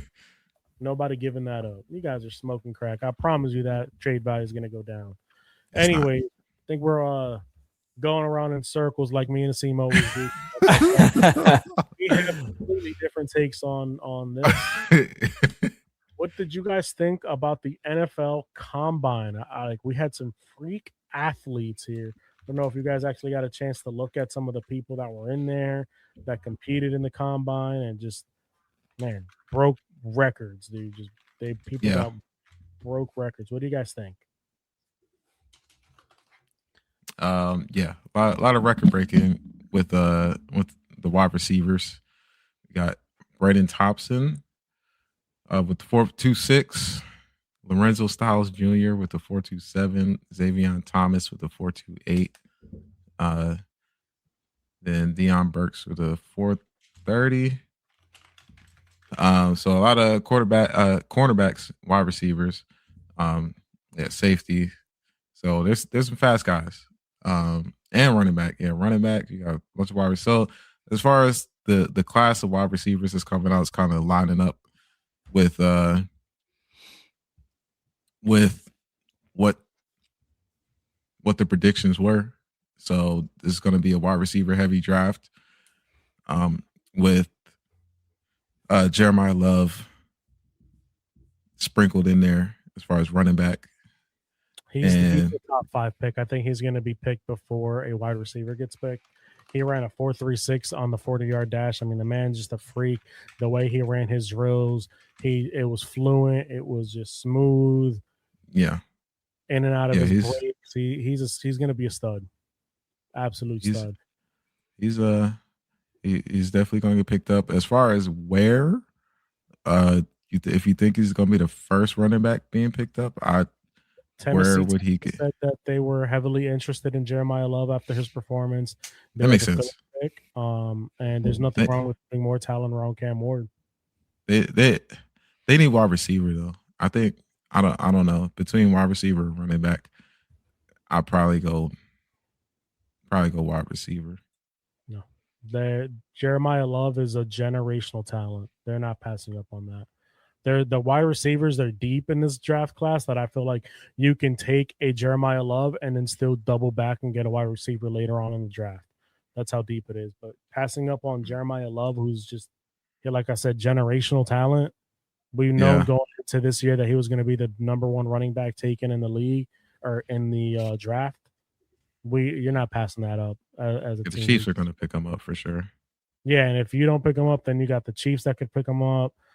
Saints could pick him up. Yeah, the Saints are looking for a replacement for Alvin Kamara, who's getting up there in age. Sonny Styles was the name that I wanted to talk about in the draft. I mean, that man is a freak of nature. He broke every linebacker's record in the combine, or almost every single one. I know he tied for one. Yeah. Did you guys actually get to watch him or look at his performance? Yeah, he's a beast.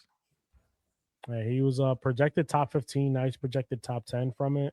That's crazy. Dude, he's a freak of nature, dude. Hold on, I got it actually on my phone because off the top of my head, I don't remember.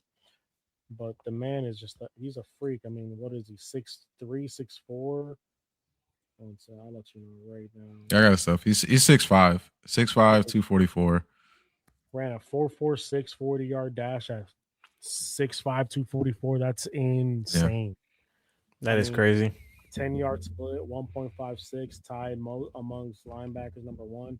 He had a vertical jump of a 43.5 inch. Like, that's crazy. A 43-inch vert at 244. Yeah. Freak of nature. He's just a freak of nature. Yeah. Super athletes, bro. Super athletes being created. They're being groomed at a young age, man. Then it's shown. So that's for sure. Definitely. But that's all I really wanted to talk about when it comes to the combine was like, you know, Jeremiah Love, Sonny Styles, some of the wide receivers that were in the draft. Who was there's the wide receiver that had that interview that was looking real crazy. Was it Bryce Lance? Is that the one? So, yeah. I thought it was funny. He was just in that interview, just answering questions, just with the look on his face, like, yo, what is up with you?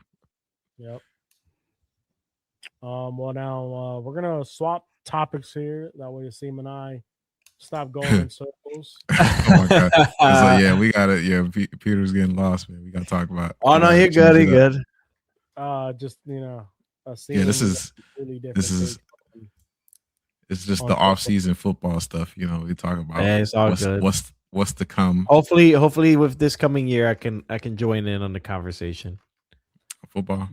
But now for the moment that we've all been waiting for. UFC 326. Max Blessed Holloway versus Charles Du Bronx Oliveira. Yes, sir. By saying, guys, this whole card is stacked. I am so excited for this card. Like, I know you guys can see me smiling. I can't wait to talk about the UFC. This is what I've been waiting for like a month now. Like I said, the card is stacked. I'll just give you guys a quick rundown. I'm sure you guys have the card pulled up. But we got Cody Durden. He's on the prelims. He's opening up the prelims. I can't pronounce this guy's name, so I'm not even gonna try. Ricky Tercio. He's a former the Ultimate Fighter winner. He's going up against Alberto Montez. I have Dante Johnson's actually a decent fighter going up against Cody Brundage, and then Cody Garbrandt with a new tattoo to his arsenal going up against oh gosh, you know, former bantamweight champion. You got I just noticed that. Yeah, man, new tattoo. That tattoo is so bad. Oh my gosh. Oh my gosh. And then for the main card, the reason why I said is actually a really good card. If you're a fight fan, you're going to be a big fan of this card. I know Peter's a huge fight fan, and he was talking about this for weeks now. Yeah, I'm excited. I'm excited for it. RoboCop opening up the main card against Bruno Ferreira. This is a rematch too. They fought each other already. This is a rematch. It is. Then you got Drew Dober versus Michael Johnson. Just two lightweight vets going at it. Really somebody get knocked out. Absolutely. You think Michael Jackson's gonna get knocked out? Yep. We got the wily vet Rob Font versus the youngster Raul Rosas Jr. You got the co-main event Caio Bohayo from the Fighting Nerds going up against Reiner de Ritter. Banger of a fight. I want you guys to know that is a banger.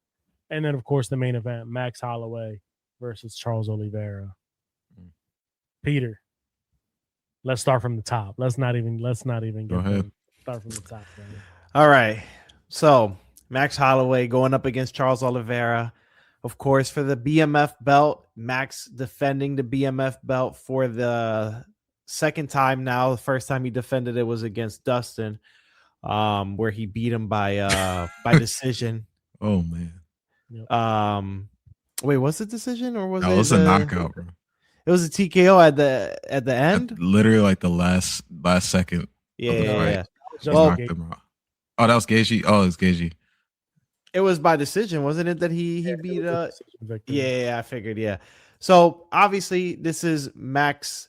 This is his second fight. Yeah, second fight since his knockout against Ilia Topuria. And this is Charles's second fight after the knockout as well. Of course, this becomes the topic where it's like, how can you beat a BMF when you got beat by, y'all both got knocked out by Ilya? Is Ilya the true BMF? Which he definitely is. But fun fight. This is a rematch as well. These two fought before. It didn't go very long because Charles had like a weird neck injury or a shoulder injury. It was weird. He just kept grabbing his neck.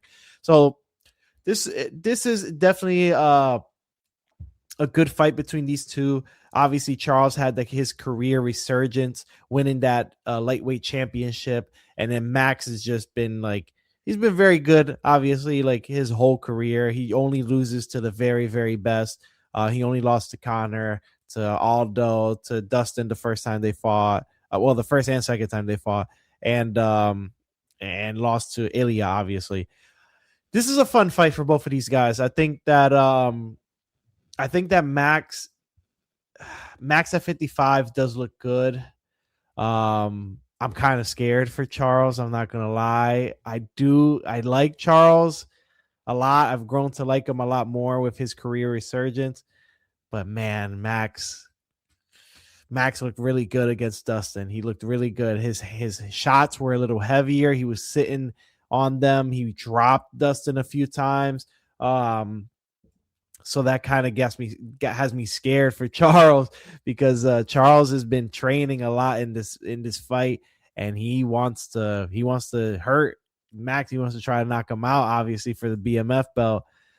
I don't know if that's really a good game plan for Charles in here, just because Max is he's willing to take it. He's got a really good chin. He's up in weight, so that'll help him.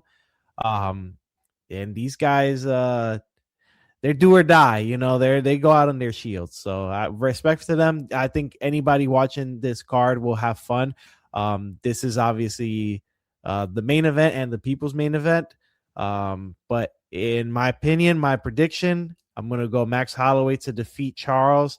I will give Charles his respect. I don't think he goes out. I'm going to say he wins. Max wins by a unanimous decision. I'm going to go a clear 3 rounds to 2. I think Charles could definitely sneak out with 2. This could be possibly a split, but I'm going to go Max to win 3 of 5 rounds. Sorry.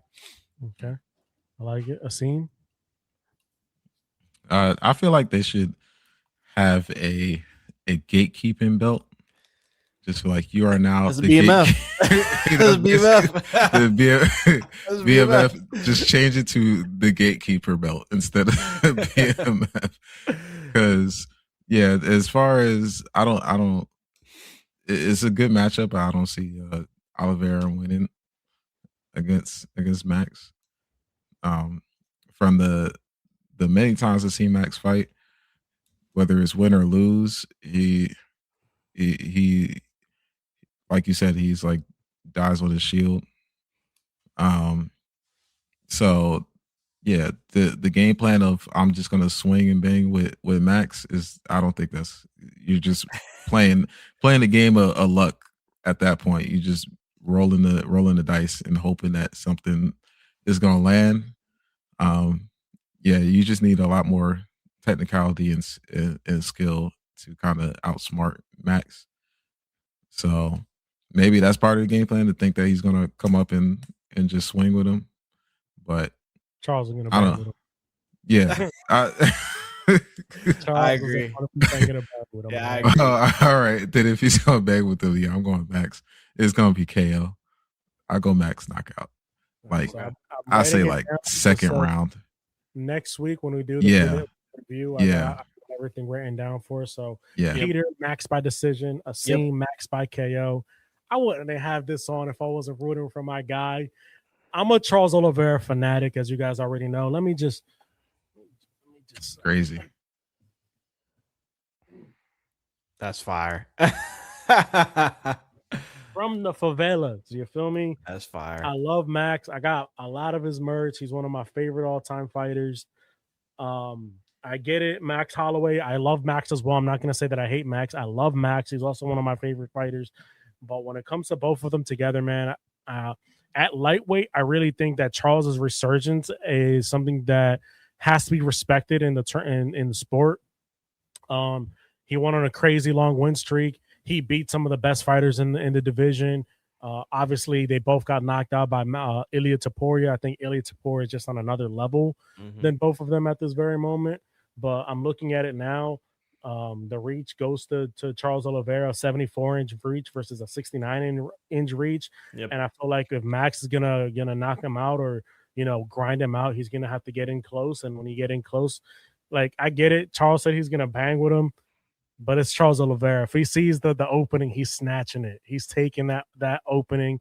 So I just got Charles winning this fight. I feel like the BMF title, like I agree, it's definitely I wouldn't call it just the gatekeepers title because both of them, Max and Charles, they're still contenders in this division.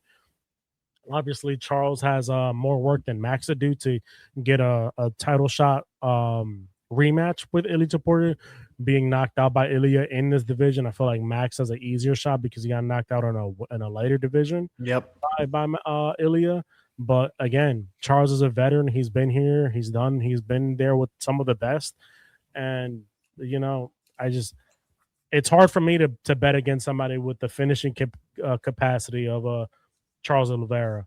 For Max Holloway, if he's going to win this fight, he's going to respect Charles. He's already said he respects what he's done because Charles is very technical when he's fighting on the feet. He's not wild like some of the other fighters are. So he's gonna have that technicality to him. Yes, Max does hit hard, but I feel like Charles has been there with hard hitters before, and it's gonna go into is Max willing to go into Charles's guard when he hurts him to finish Charles Oliveira? Because I don't see him just flatlining him unless it's the last 10 seconds and they point down to the ground and it's one of those. Early in the fight, if you hurt Max or if you hurt Charles, are you going to be willing to go into Charles Oliveira's guard and play that type of submission game with easily the greatest submission fighter that we've ever seen in the UFC? I don't see that happening. If Charles is to win, I feel like he's going to finish Max, and I'm going to say it now. He's going to finish Max Holloway. 3rd or 4th round submission. I think they're going to be in an exchange. He's going to clip Max. I think Max is now on an older age. Yes, he has a phenomenal chin. It's only been tested once against Ilia Topuria. I just feel like once you've been knocked out once, it's easier for you to be knocked out a second time. And I feel like Charles is going to do the same thing he did against Michael Chandler. He's going to hide behind his reach, going to make it a little bit difficult for Max to get in close to him. And when he does get in close, Charles is going to jump a guillotine. He's going to jump. Or I could even see him grab like he normally does. He'll just you're coming in close. He kind of puts his body to your body, wrestles you to the ground, and now you're in Charles Oliveira's world with one of the greatest submission artists on the planet on your back. That is true, yeah. Charles gets on your back. I mean, 8 think out about of 10 it this way. Max is younger than Oliveira. Yeah. So Max is 34. Yeah, but Max got miles, bro. Max got a lot of miles. I know.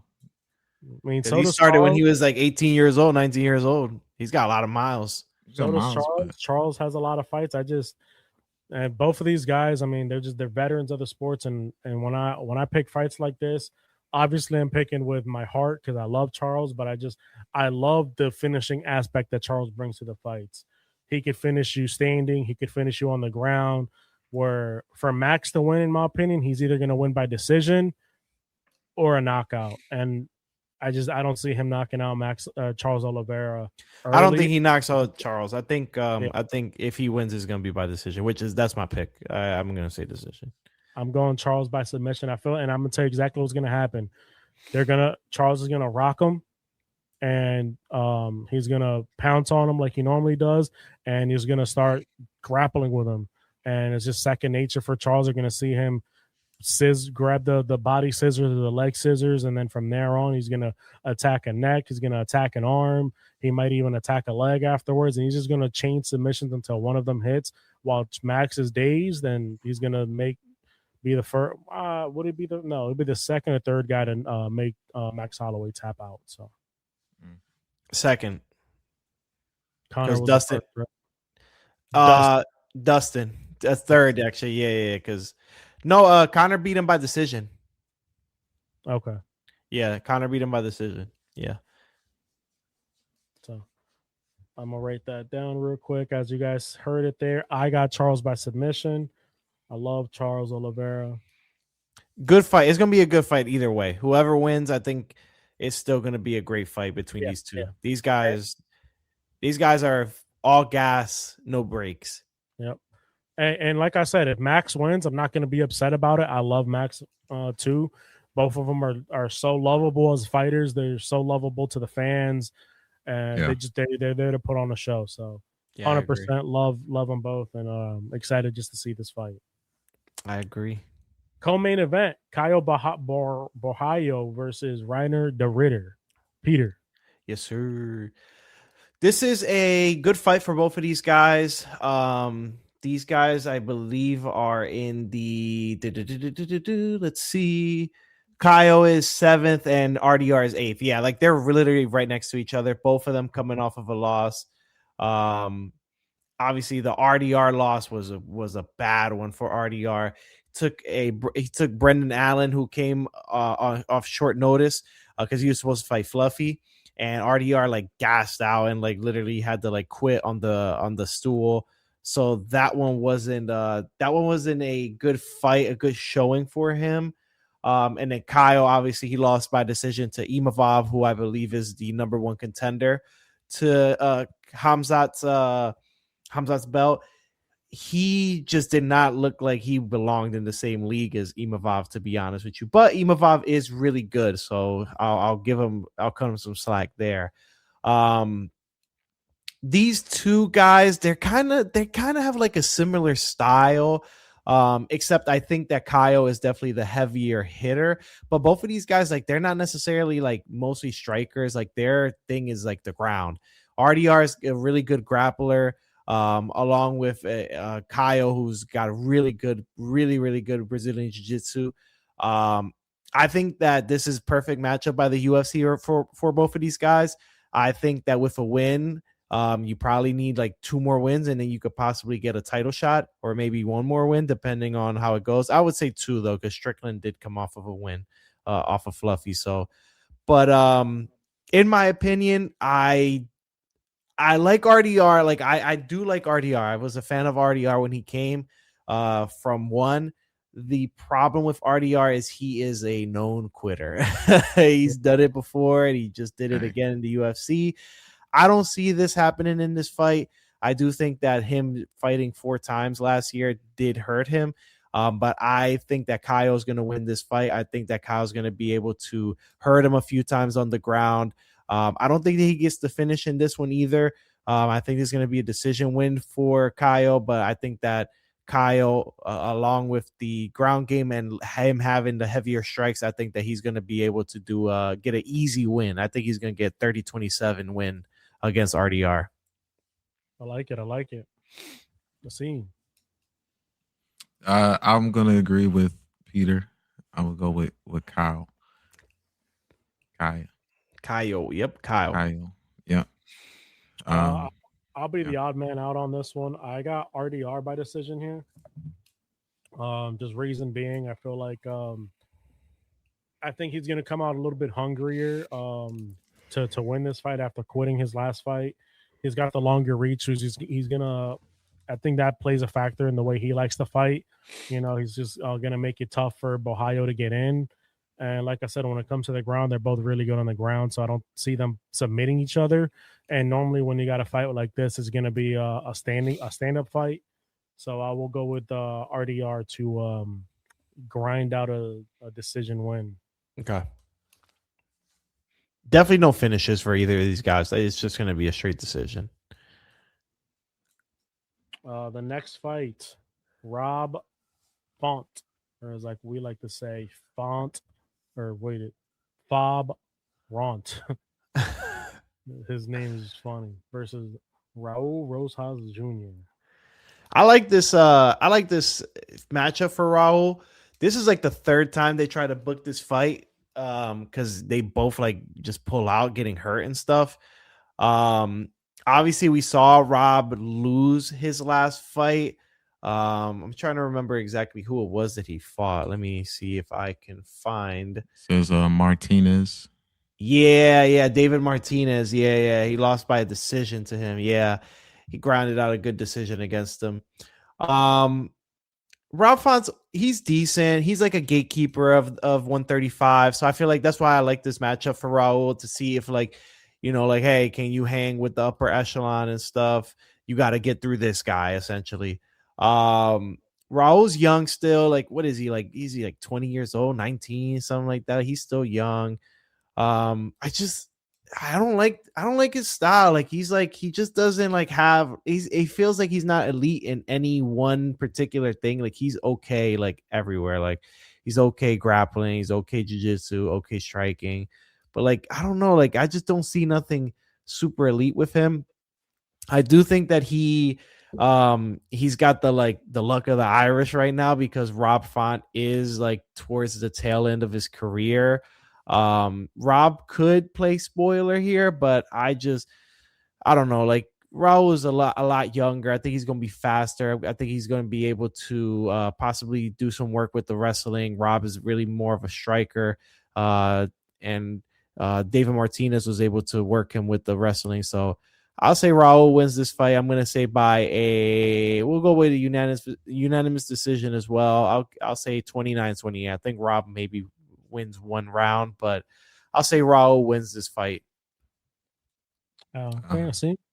I'm going to agree with Peter. I'm going with Raul as far as the age and the record. I think certain when I watch certain fights and certain people, there's people that's got the juice, and sometimes you go on that streak, and they got it. So I don't see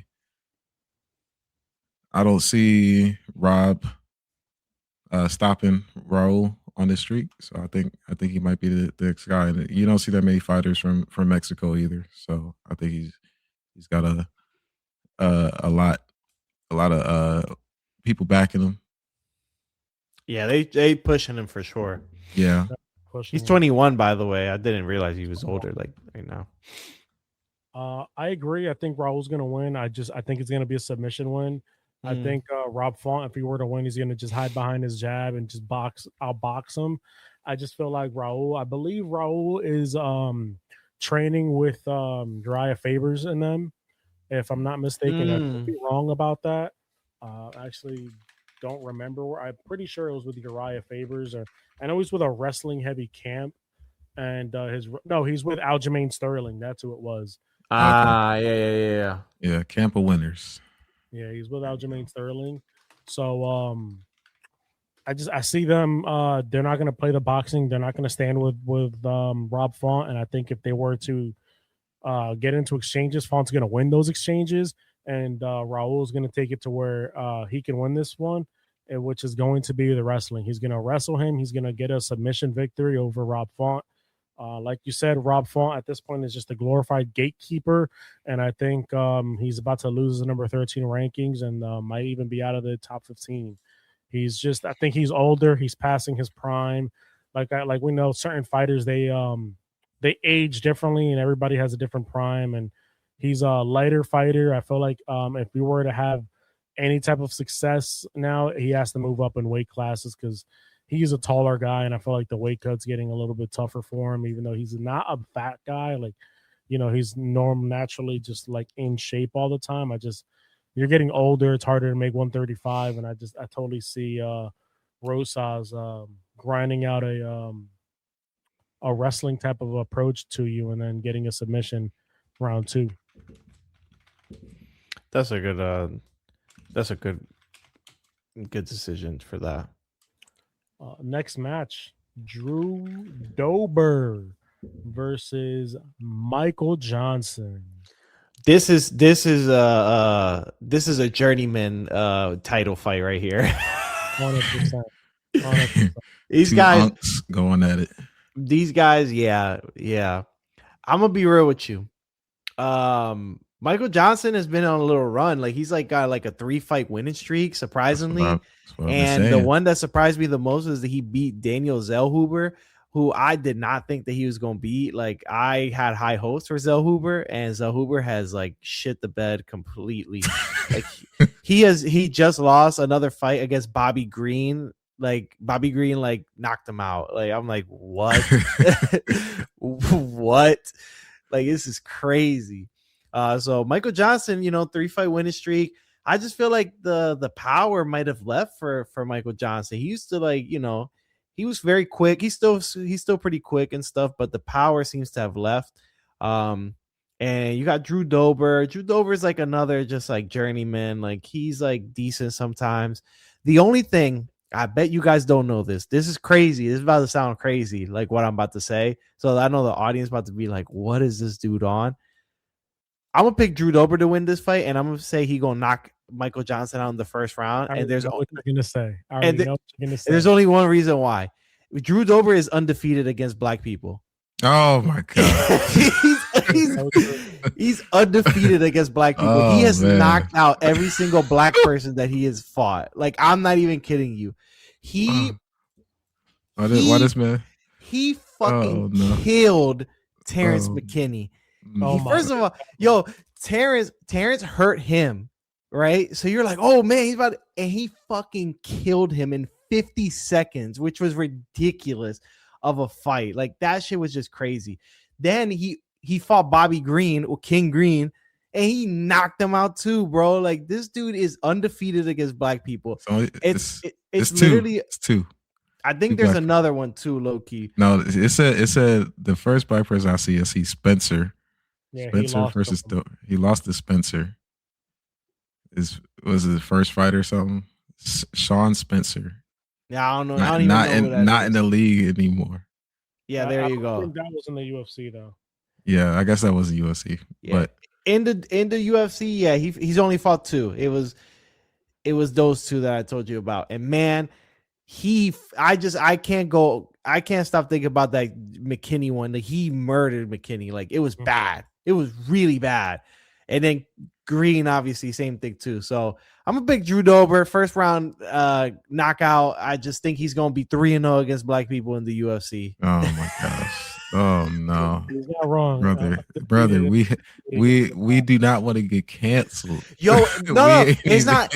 No, it's not to be canceled. It's literally the truth. Drew Dober, when he fights like white or Hispanic people, he is way different. But when he fights black people, I don't know what. I don't know if he's racist. I don't know what. But he turns it up. He's mad aggressive, like hella aggressive. He do got that like German look, like. Turns it. I'm telling you, he turns it up against black people. I don't know why. I really don't know why, but he just does. It's a sad truth. The Terrence McKinney one, if you haven't seen it, man, you got. It's bad. Let me really bad. Bad knockout. Let me pull this up real quick. Pull that one up. I'm gonna go with Drew Dober as well. Again, it's not because I think that he's just gonna knock him out. I feel like it's gonna be a decision win. I just think Drew Dober's gonna grind out Michael Johnson. Michael Johnson's been one of those fighters that has been grinded out before, wrestling wise, and I feel like Drew Dober's gonna take that approach. He's gonna feel Johnson. I think Johnson still got some power in him. He's gonna feel his speed, and he's gonna want nothing to do with that. So oh my gosh, this dude knocked him down. Ref didn't stop the fight. Okay, still swinging. He was throwing everything at him. He just got back up like it was nothing. And then kicked him again. It's like 50 seconds, man. He's just like straight up murdering him. Die? What the heck? How do you get up from all that? Oh my god! Oh my gosh! He's just taking like back fist and spinning elbows, and he's just standing there. You're like, yeah. You're like, oh man, like, yeah. McKinney's messing him up. And here just comes Drew Dober out of nowhere with all the hate in his heart against black people and just knocks him out. Like, it's crazy. I'm skipping. Like the most one-sided fight right now I'm watching. Then where did it all go wrong? We're all plenty of places. What the heck happened? Where did it go wrong?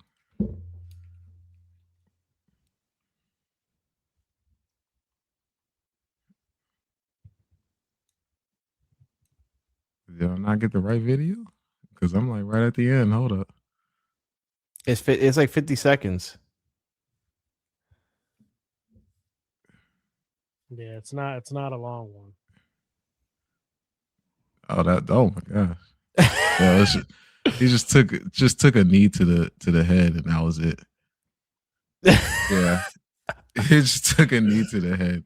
Yeah, man. Yeah, that's disappointing. But I'm a defend our brothers, the brotherhood, and I'm going with Michael Johnson. I would like Michael Johnson to win. It's just Dober's track record looks different, so I'm gonna go with Dober. Listen, I also would like Johnson to win. I'm a Michael Johnson fan. Just in case they decide any of y'all decide to post this clip, post it right after that. Instead of defending the honor of the brothers. All right, Black History Month is it might have been last month, but Black History Month is every month. And this month, Michael Johnson is going to break the cycle to Drew Dober. Hopefully. Right? Hopefully. All right. The UFC first, okay? For the opener, we got RoboCop Gregory Rodriguez versus Bruno Ferreira. This is an interesting fight. Obviously, these guys fought before, and I'm having to look on my phone, unfortunately, because my freaking mouse pad, my trackpad, died for some reason. I don't know why. Ferreira by a first round knockout the first time they fought. Yeah, Ferreira won by the counter left hook. I don't know, man. I like RoboCop. I like him in this matchup, bro. He's so dangerous. He got hands of like steel too, bro. Like when he knocks dudes out, like they don't fucking move, like Jeremy Stevens would have said. Nah, I like RoboCop a lot. Bruno is good. If I'm not mistaken, I could be wrong. I need to look on the Tapology real quick. If I'm not mistaken, isn't this the guy that fought? No. Oh yeah, he fought Phil Hawes and he messed him up. Yeah, I remember this guy. And then he beat Vittori. Ooh, I don't know. Now I'm gonna stick with my pick. I'm gonna go RoboCop. I think RoboCop gets it done. I'm gonna go third round TKO. That dude. It's hard. It's hard to. Well, I mean, he's been stopped before, but he's got a lot of heart, man. It's hard to put him out. So I'll go with. I think RoboCop gets his revenge. Okay, let's see. I will go with. I think I'm gonna go with Bruno Ferreira. Right now, he is on a 3-fight win streak. So I How do you think he wins? Let's see. The last two were submission. Oh, submission. Oh, he did a lot of submissions. So, I think this would go submission. Submission round two. Round two submission. I like that. I also agree with you there. I thought it was going to be Bruno winning this fight. But I think he's going to knock him out again. I'm not going to lie to you guys. I just feel like RoboCop's been knocked out plenty of times at this point. His chin is deteriorating. Bruno's on a 3-fight win streak. I think he's going to try and make a little run right now. So Bruno Ferreira by knockout. And I think it's going to be a first round knockout again. So he's going to knock him out in the first round, back-to-back fight for him. So Oof. That would be crazy if he does. And the last fight that I kind of want to go over with you guys. Yes, sir. Go ahead. Cody Garbrandt. The Seam boy. The Seams boy. Cody No Love Garbrandt versus Xiao Long. I'll start off with you, Asim. Who you got? You already know. Go Cody. Yeah, I've always been a Cody fan. I believe. I don't know. It's just he just has some entertaining fights. I ain't gonna lie. Even though he gets knocked out a lot, his chin is glass now. But you know, he hasn't been knocked out recently though. Yeah. He changed it up. Didn't he like change camps or something? I don't know what he did. Yeah, he left Faber's camp finally. Yeah. But he did so, he was still doing bad. But yeah, I think I'm gonna stick with my guy. He ain't fought since June. So I'm gonna be real. I don't know who Cody's opponent is. I just don't believe in Cody no more. So I'm gonna pick against him. I'm praying on his downfall, low key. Yeah. I mean, it's been up and down. But he just got retired. It's over for him, man. He had like one good run. He beat Dom, that looked great and stuff. That's it. It's over for you, brother. You out. Career. And then after the TJ Dillashaw feud, that was it. That was it, yeah. That was it. I mean, he did have that one. I think he had probably one of my favorite knockouts, like top 5 knockouts. Which one? The one to Sunsao or which one? The one where was it the one during COVID? Oh, that was it was the one. Sunsao then. The one that he like reached from all the way down. Yeah, loaded up. And that was a great knockout. Yeah. In the last second, right before the horn blew, knocked him clean and walked away. I was like, yeah, that's the coldest knockout I've ever seen. Mm-hmm. That was really good. Yeah. I'm gonna go Cody to win this fight as well. Long, I'm looking at his record right now. He is 1-2 in the UFC, and he's not really that good. 27-10.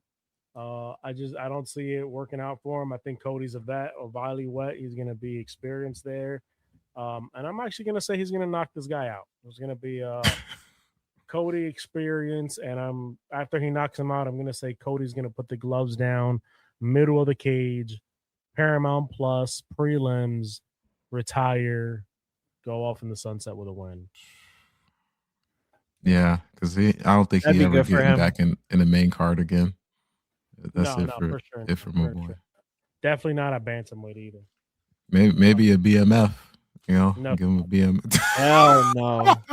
No, hell no. Give him a BMF. I think the BMF is gonna be like a money fight for the company. They're gonna keep giving it to people that are like a Charles Oliveira and Max Holloway, like that might not be able to be champion anymore, but they're still competing at a high level. So yeah. Well, we have one more topic to talk about, guys. And Asim, I know you were big you're the one who mentioned it in the chat.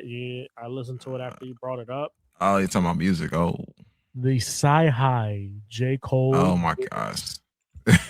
Oh yeah. Let me just start off with this bar. Let's see. Finally. Let me pull up the lyrics. Real quick. While Asim looks for that, I wanted to say one more thing about UFC real quick, because my thing finally just started working, bro. Jesus. So obviously we got the news that Yuri's gonna go against Carlos Ulberg at the UFC 325 in Miami for the vacant light heavyweight championship. So obviously that means that Alex is vacating and he's going to heavyweight. The question is, who's his opponent? Ariel did mention earlier this week that it is looking like it's going to be John versus Alex at the White House. So I wanted just to see like what you guys thought about that announcement. We don't have to give our predictions or anything like that, just a straight reaction to that possible main event for the White House. All right, guys, listen. I totally forgot that you wanted to talk about that, so I'm gonna apologize there. No, you're good. Banger, okay. I know that they've been trying to find a main event for the White House card. My God, if they can actually book this and get Alex versus John, talk about a dream fight right now. Like, because if there's anybody that can put John to sleep, it's Alex. And we already know how John's going to come out with this fight. He's going to try and wrestle him. I think Alex's wrestling defense has gotten a lot better, especially training with Glover for a couple years now. Listen. Wow. Wow. That's all I'm going to say. Yeah, I agree. I think this is a huge fight. I think this is one of the biggest fights that the UFC can make.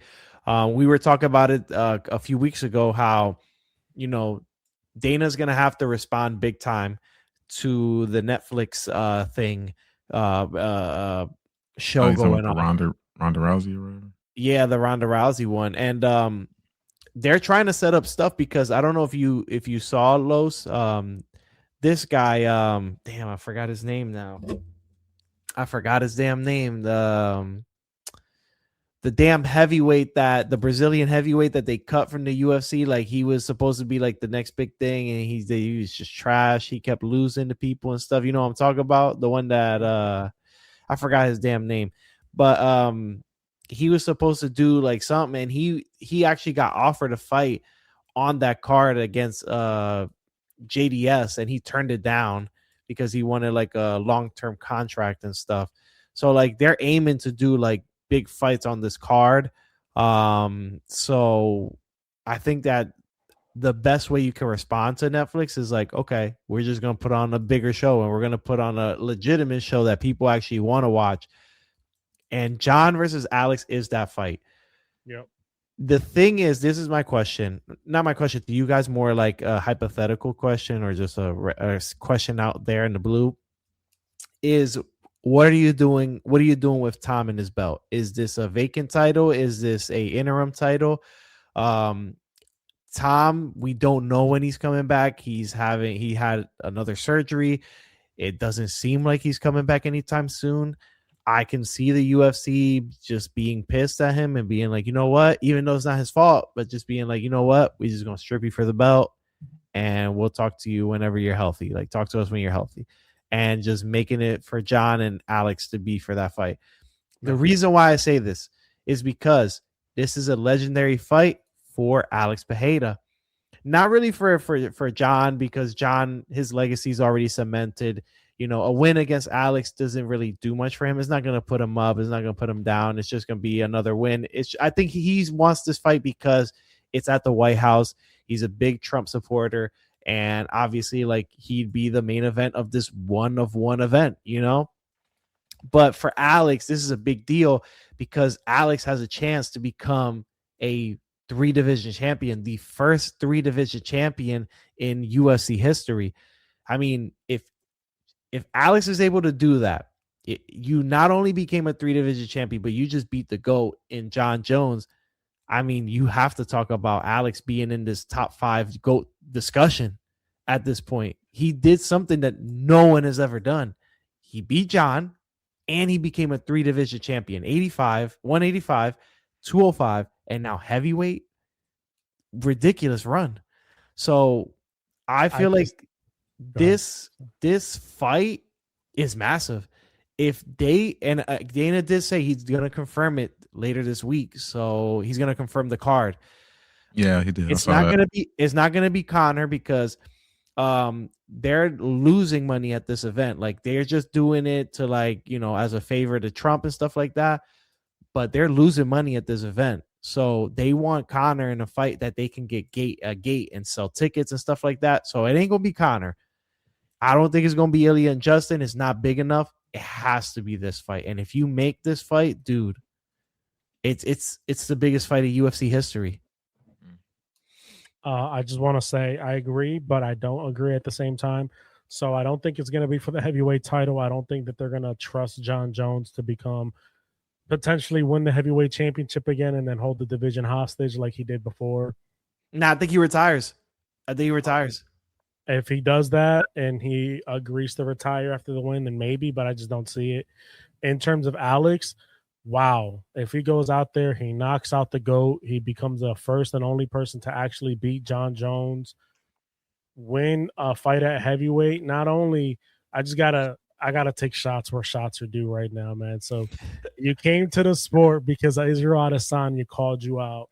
You were gonna be that guy at a bar You know, the whole story where, oh, I beat that guy, and you come to the UFC, you beat him, you take his title. Obviously, you never got your rematch that you wanted against Israel after he knocked you out.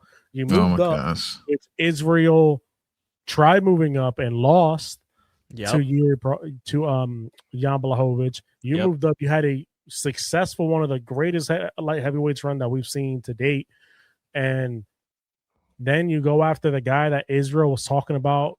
His whole come up in the UFC is he wants the dream fight against John Jones at 205. You're going to be the guy. And I even remember him saying that Israel was going to submit John Jones, and he's going to be the only guy to beat John Jones. And you go up and you beat John Jones. Like, you're doing everything that Israel said he wanted to do, but doing it better. Listen, the storyline wrote itself right there. Because I'm sorry, and I know, Asim, you're an Israel fan. You want to support the brothers when the brothers need the support. I'm sorry, Israel put that on himself. His whole thing backfired on him, and I just had to call it out. Because my God, if he beats John Jones at the White House, and I feel like that's a big fight that they don't need a championship for. You beat John Jones at the White House, you knock out John Jones, let alone at the White House.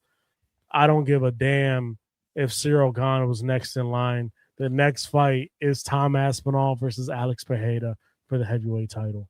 And if for some reason Tom can't fight anymore and he has to vacate, I'm sorry, it's Cyril Gane once again for the vacant title, and he's going up against Alex Pereira.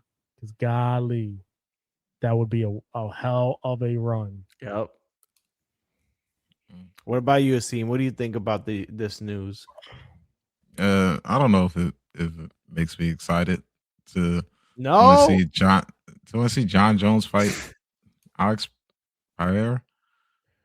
John Jones is like, well, he's like 38, and that was Alex.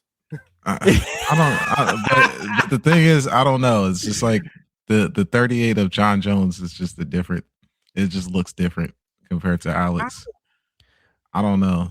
We seen him dominate the two people he fought at heavyweight. He dominated Cyril, like he destroyed him. He did. And then he decimated Stipe. Stipe didn't even look like he belonged in there with him. But when's the last time John Jones fought? How long has it been? It's been like 2 years? More. Since he fought, 3 years? It's 2023. Mm-hmm. Yeah, so 3 years. 3 years removed from fighting, and Pereira's last fight was what? Brother. We've seen John Jones take breaks before. We've seen him come back. We've seen him win championships. Yeah, literally. Has he been training though? But he took 3 years off, and then he fought Cyril Gane, and he demolished him. Yeah, that's what I'm saying. That's what Los is saying. It doesn't matter. This dude is different. He's different. He doesn't care about those things. Okay. Listen, banger. I'm sorry. The casualness there. I know the names, names and the legacies. Yeah, it's gonna be a good fight. If anything, I don't know every time it's like questions that came with is John Jones blank, and then he just defies those questions. He just exceeds whatever expectations. Yeah, so it's like why do it now? Like, what's the reason now? Because what changes? It's because of first of all, he's been wanting to fight Alex. He literally said he said it last year. He said the only fight that interests me is Alex, because he said he wants to fight for legacies, and to him, Alex being a 2-division champion, obviously a champion from kickboxing, from Glory and stuff, that's a big deal for him. He does not want to fight. He did not want to fight Tom because he felt like Tom didn't do anything. Like he's just a placeholder champion, essentially. His words, not mine, because I respected Tom a lot during his run, but he feels like Tom didn't do anything, so he didn't earn the right to fight, John. But what Alex is doing, he's speed running. Like he's speed running all of the UFC thing. Like what Lo said, everything that Izzy said he wanted to do, Alex did it. He did it faster and he did it better. Yeah. There's There's no boring decisions. There's been no boring fights of Alex. The man, every time he fights, it is a banger. It has been a banger. The only one that I would say wasn't a banger was the first fight with Ankalaev, and he was compromised in that fight, and we can see it because in the rematch he demolished Ankalaev. So I think the biggest thing about this is what Lo said. This is possibly the best person that you have that could clip John and knock him out. This is a heavy-handed Alex Pereira. He's known to knock dudes out, and he knocks them out bad. Like they die. And John Jones hasn't done it so far in heavyweight. Jones twice. is Jones knocked out Stipe. Well, he TKO'd him with that crazy body shot, which sounded like a shotgun blast. Like it sounded like he broke Stipe and then ribs. And then Cyril Gane. Cyril, he choked them out. But that's the thing is like, he choked them out. He choked them out. That's what I'm saying. Yeah, but he rocked them to get to that point. No, he didn't rock him. It was just straight. He just straight grappled him right away. Oh, it was grapple. Okay. Yeah, all right. I was trying to remember. I thought he because I know it was quick. Oh, no, I remember it was like. I think John maybe threw like 2 strikes the whole fight or something like that. He didn't throw anything really. It was just straight grappling, but it wasn't fair. But that's the thing is like, the question is, what's John gonna do there? Is he gonna be able to take Alex down and like dominate him there? Then if it does, then no harm, no foul to Alex. I mean, unfortunately, he just fell again to the GOAT, and there it is. But then there comes the question, John. I rewatched the Stipe fight, and Stipe did catch him a couple of times. The only thing is that John ate those shots. I don't know if John's gonna eat them shots against Pereira. Listen, one thing too is John's really never fought against somebody who can leg kick the way Alex has. Yes, exactly. Yes, you're right. And Alex's leg kicks are bad. Like they're really they're tough. If y'all think John Jones, if this was a thing for so long, I think John Jones has been like we don't know. No. I'm saying if it's a thing, I think that John Jones has been probably studying to a unhealthy amount of Alex Pereira and the way he fights. He has what he's done. So I think just the way. Get clipped. Yeah, either way, I think the way that John Jones has been wired all his UFC career, I don't think getting clipped is going to phase him. I think he's going to find a way to even recover from that. That's the problem, though. See, if you get clipped by Alex, you're out. You're going out. Yeah. And Alex is going up in weight. Like the power usually translates better when you go up. So that's the dangerous power thing. Or not, I think John Jones would have a plan. Like, I'm sure something. Yeah, something. Listen, would be I mean, I'll just be honest with you. My pick is John. I think John wins. Yeah, that's my pick. Yeah, but I'm saying I agree with Los. This is a dangerous fight for John, and John likes that. Like he kind of likes that it's dangerous. He likes that. The odds not are stacked against him, but there are some people doubting him. So he's like, cool, I'm going to be in front of the White House. I'm going to be in front of President Trump.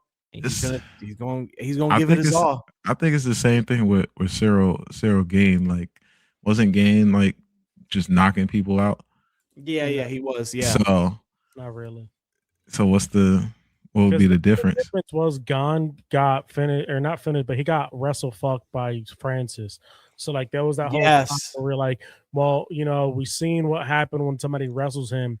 Alex, like outside of the Ankalaev fight, which he was compromised, he's really just been beating everybody. Like but he wasn't compromised against what's the name? Izzy, because that's the only person he lost to. Yeah, Izzy.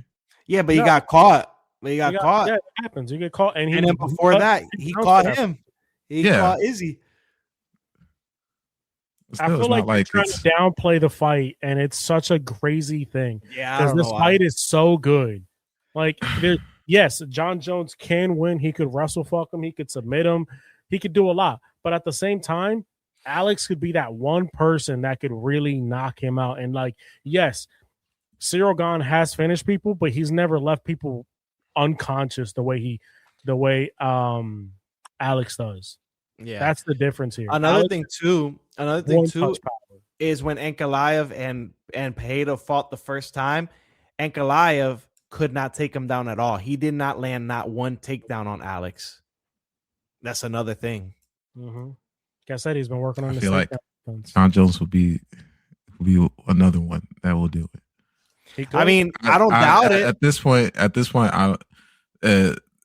as far as the weighing the it could be all this. I feel just like think you need to low key see like a highlight reel of Alex again. So you I see yourself Alex. I witnessed it.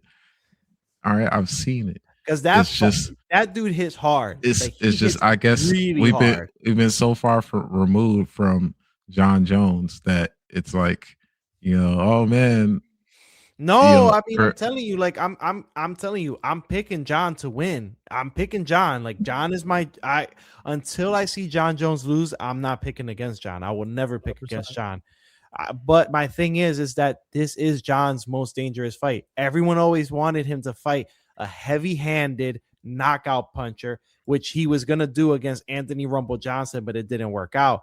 So he's never faced a dude like this before. And like Lo said, the underlining thing is he's never faced a leg kicker like Alex, and Alex is really good with them leg kicks. They set him up really well. You never know what can happen. Look what happened to Yuri in the second fight. Yuri got knocked out by that head kick. Yeah, I just feel like this fight could go either way. I agree. I'm not going to say I'm picking against John Jones.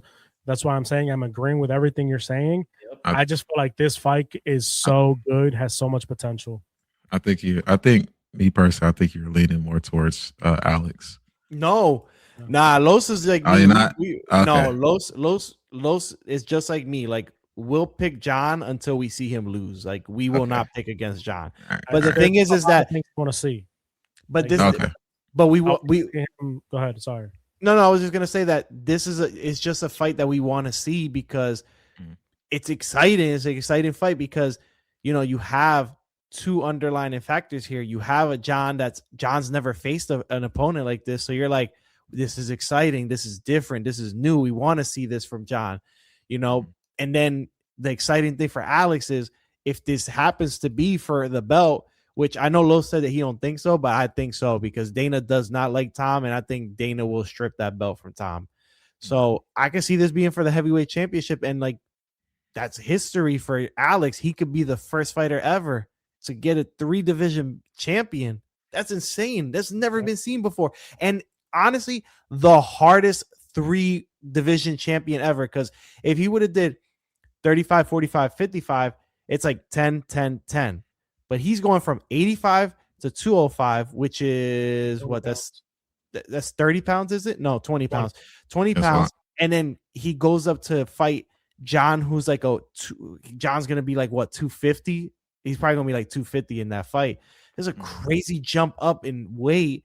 Alex probably going to be in the 230 range, 240. And then another thing too, Los, is that he's going to be fake. I mean, Cyril was definitely like a faster fighter than John, but now we're going to see like Alex and see how he looks in this weight. Like, can he be fast? Is he going to be able to, stop the takedowns because he's a little heavier? Like, it's a lot of question marks here, man. Like, and I like this fight. Like I said, I'm still picking John. I'm not saying, I think it seems things we going to pick against him. We're not picking against John. John's the GOAT. John is the GOAT for a reason, and we not like our friend John. That John was out here going crazy picking against John a few times against Johnny Walker, which was ridiculous. I would never do that, but it's interesting. That's the whole thing. We want to see if John's gonna come back. We want an interesting fight, and this is huge. Yeah, 100%. Anyways, let's wrap this up. Yeah, we got one more topic here.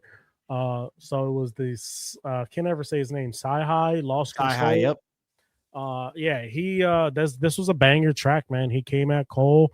A lot of people said I think he said he wasn't coming at Cole, or people were saying that he wasn't coming at Cole. I don't really know the full story, but the way it sounded, 100% sounded like he was coming at Cole from the very beginning, where he said I could never fall off. Shots to J. Cole's to fall off, to Asim, I'm sure you're going to say the same line where he's talking about the Grand National on the Honda, Like that was to me that was the first one I was like, bro, because GNX was the Grand National, the cover art. He's on the Grand National, and J. Cole's touring with the Honda.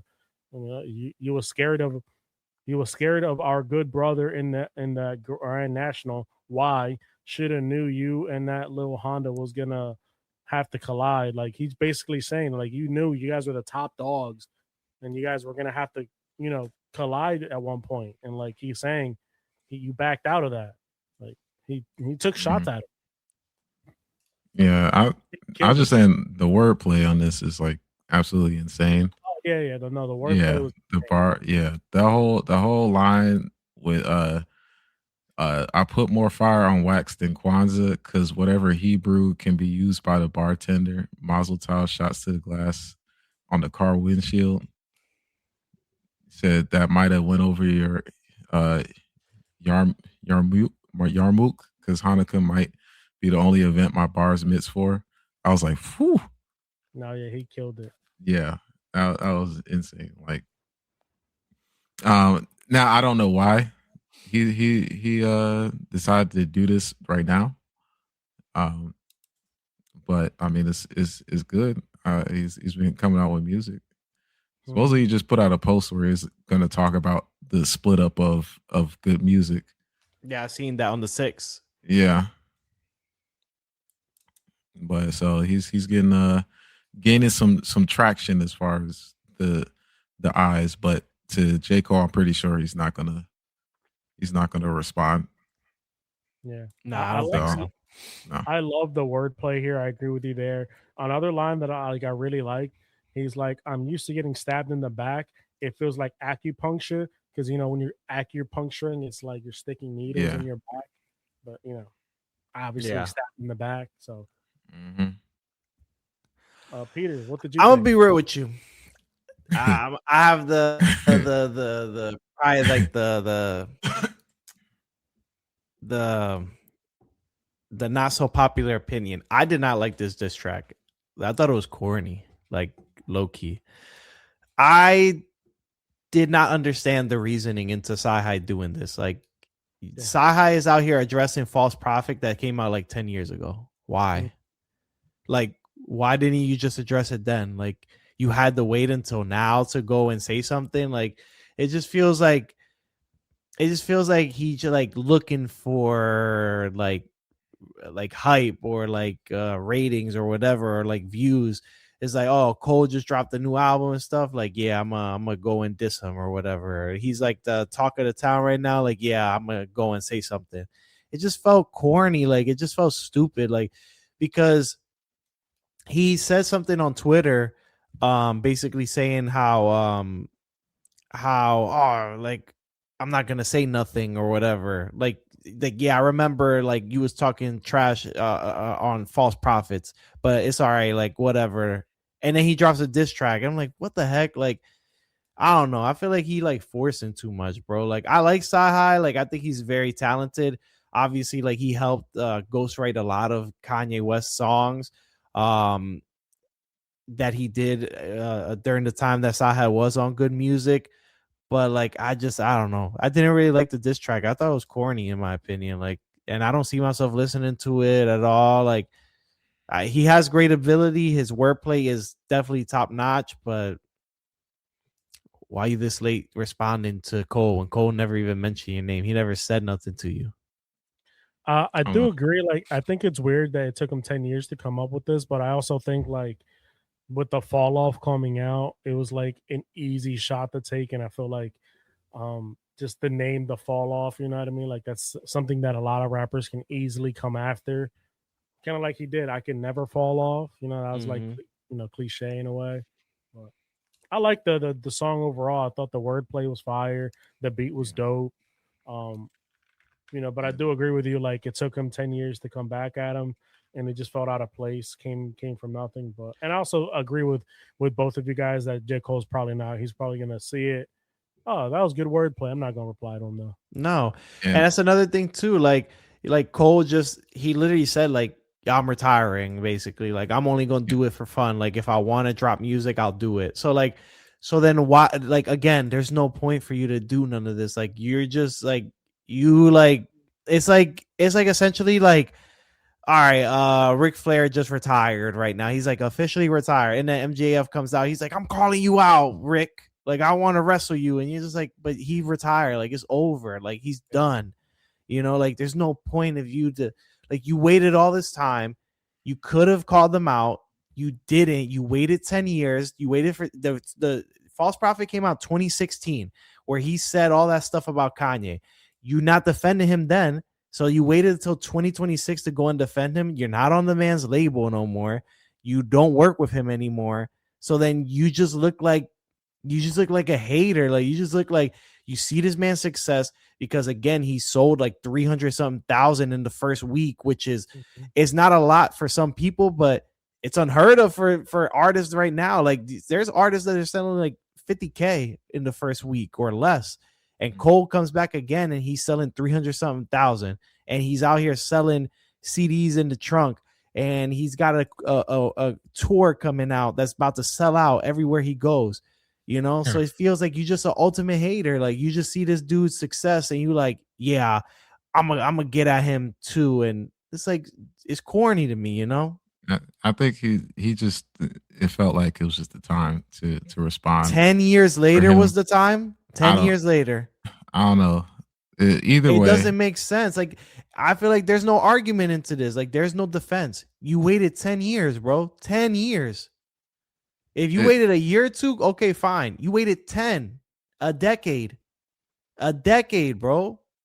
I don't know. This is just the time he chose to do it. That's what he but that's what I get it. I get what you're trying to say. Like, but it, to me, like, that's the reason why it's corny. Like, it just seems forced. Like, I get it. Like, I can try to get rid of that to just appreciate the music, but because of the fact that I know this, it's whack. It's whack. It's like if Meek were to drop a diss track to Drake right now, responding to back to back. Bro, it's late. It's over. You're done. It's over. It happened already. You lost. It's the same thing with this. You already got this because because on False Prophet, he said that you one of the yes men, a dick rider. So you waited 10 years to respond to you being called a dick rider? You corny. I agree with you in the sense of, like, it took him mad long to come out, so it is kind of corny. I do like the song though. The wordplay, it was slick, it was cool, catchy. Yeah. At the end of the day, do you believe that J. Cole is gonna would be able to stand up against?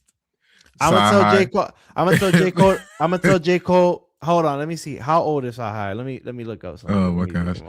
It even just as like a entertaining beat. Like, is the fact to show, you know, like bar for bar, like, you know, we're going back and forth just cause. No, he's all right. So CyHi 41 years old. I'm gonna tell Cole, if I could talk to Cole, if you ever see this, wait 10 years and then respond to this track. And they're 50. When CyHi's 51. Yeah, I think that's a good idea. Yeah, and we already know what Cole's gonna say. He's gonna be like, look, he not gonna respond. He don't do it for that. He does it for the love. Like, he not gonna respond. And he's gonna say my fans, like his true fans, they're gonna know how he's coming. He's not gonna respond to it. He's here to do his tour. He's here to make music that he wants to make, that he loves, and he's gonna retire happily. So yeah, I don't see it. I know a scene wants to keep trying to pry Cole back into making music. Not happening. What do you mean? He's not fully retiring, so he's gonna. I put $100 on that betting site, whatever, Poly Market, for J. Cole coming out of retirement. J. Cole dropping a song past his retirement. You know what else I could see happening too? I feel like CyHi is going to try to keep dissing Cole, and then it's going to be even cornier because Cole's not responding to you, and you're just going to keep dissing him. It's going to be corny. It's going to be corny, bro. I mean, that's what's happening with T.I. T.I. They just been dissing 50 Cent, and 50 Cent ain't but the coming out with T.I. no one, music. the T.I. one is a little bit. It makes a little bit more sense because their thing just happened. Like 50 just out here talking reckless about T.I. You know, about T.I.'s wife, Tiny. You get what I'm saying? So that's why the whole family's out here involved. You got T.I., his son, his people's out here just dissing 50. All right, that makes sense. But CyHi talking about some stuff from 10 years ago. Cole's not going to respond. We all know that. And then who knows if on the 6th, CyHi drops another song, he's dissing Cole again. It's just like, bro, okay, now it's too much. You did it once, now you're going again. The man's not responding to you. And we're still on a 10-year-old beef. I like CyHi. I respect them. You know, I respect them a lot. But this is just corny, bro. This ain't it. Yeah. Stick to your own stuff. Do whatever you want to do. Drop your second album. You have one album, bro. One album that is released in your whole career, bro. Focus on that. Stop focusing on beef from 10 years ago. He been in the back, you know, writing for. All right, so go to the front. Stop talking about beef from 10 years ago. He was. I feel like the mixtapes he was dropping at the time, whereas all the mixtapes, I feel like he had some really, really good ones, and he always had the bars. I thought he always did. It's just he's just been in the background. Whatever he was doing in the background, he was doing it in the background. So. You see, I just seen something that explains it. He got in a car accident. The car got shot up. It flipped over. His car hit a pole. He got CTE. It's the only thing that makes sense. Gosh, he got CTE. It's the only thing that makes sense. The man got CTE. All right, I take it back. Do whatever you want, CyHi. Hey, well, that wraps it up, guys. Thank you for tuning in to Headphones and Highlights, episode 15. Asim, Peter, myself. We'll be here again next week. We'll be here this weekend. Last weekend, we didn't do the wrestling match because of the Elimination Chamber. We totally forgot about that, so apologize about that. Hope you guys enjoy the wrestling pod that we did yesterday, me and Peter, where we reviewed the Elimination Chamber, and I gave you guys my hot take on what they should do with Cody Rhodes. If you didn't listen to that, really good. Take a listen. And like, comment, subscribe, follow us on all the pages, Headphones and Highlights. Yes, sir. Follow us. Yes.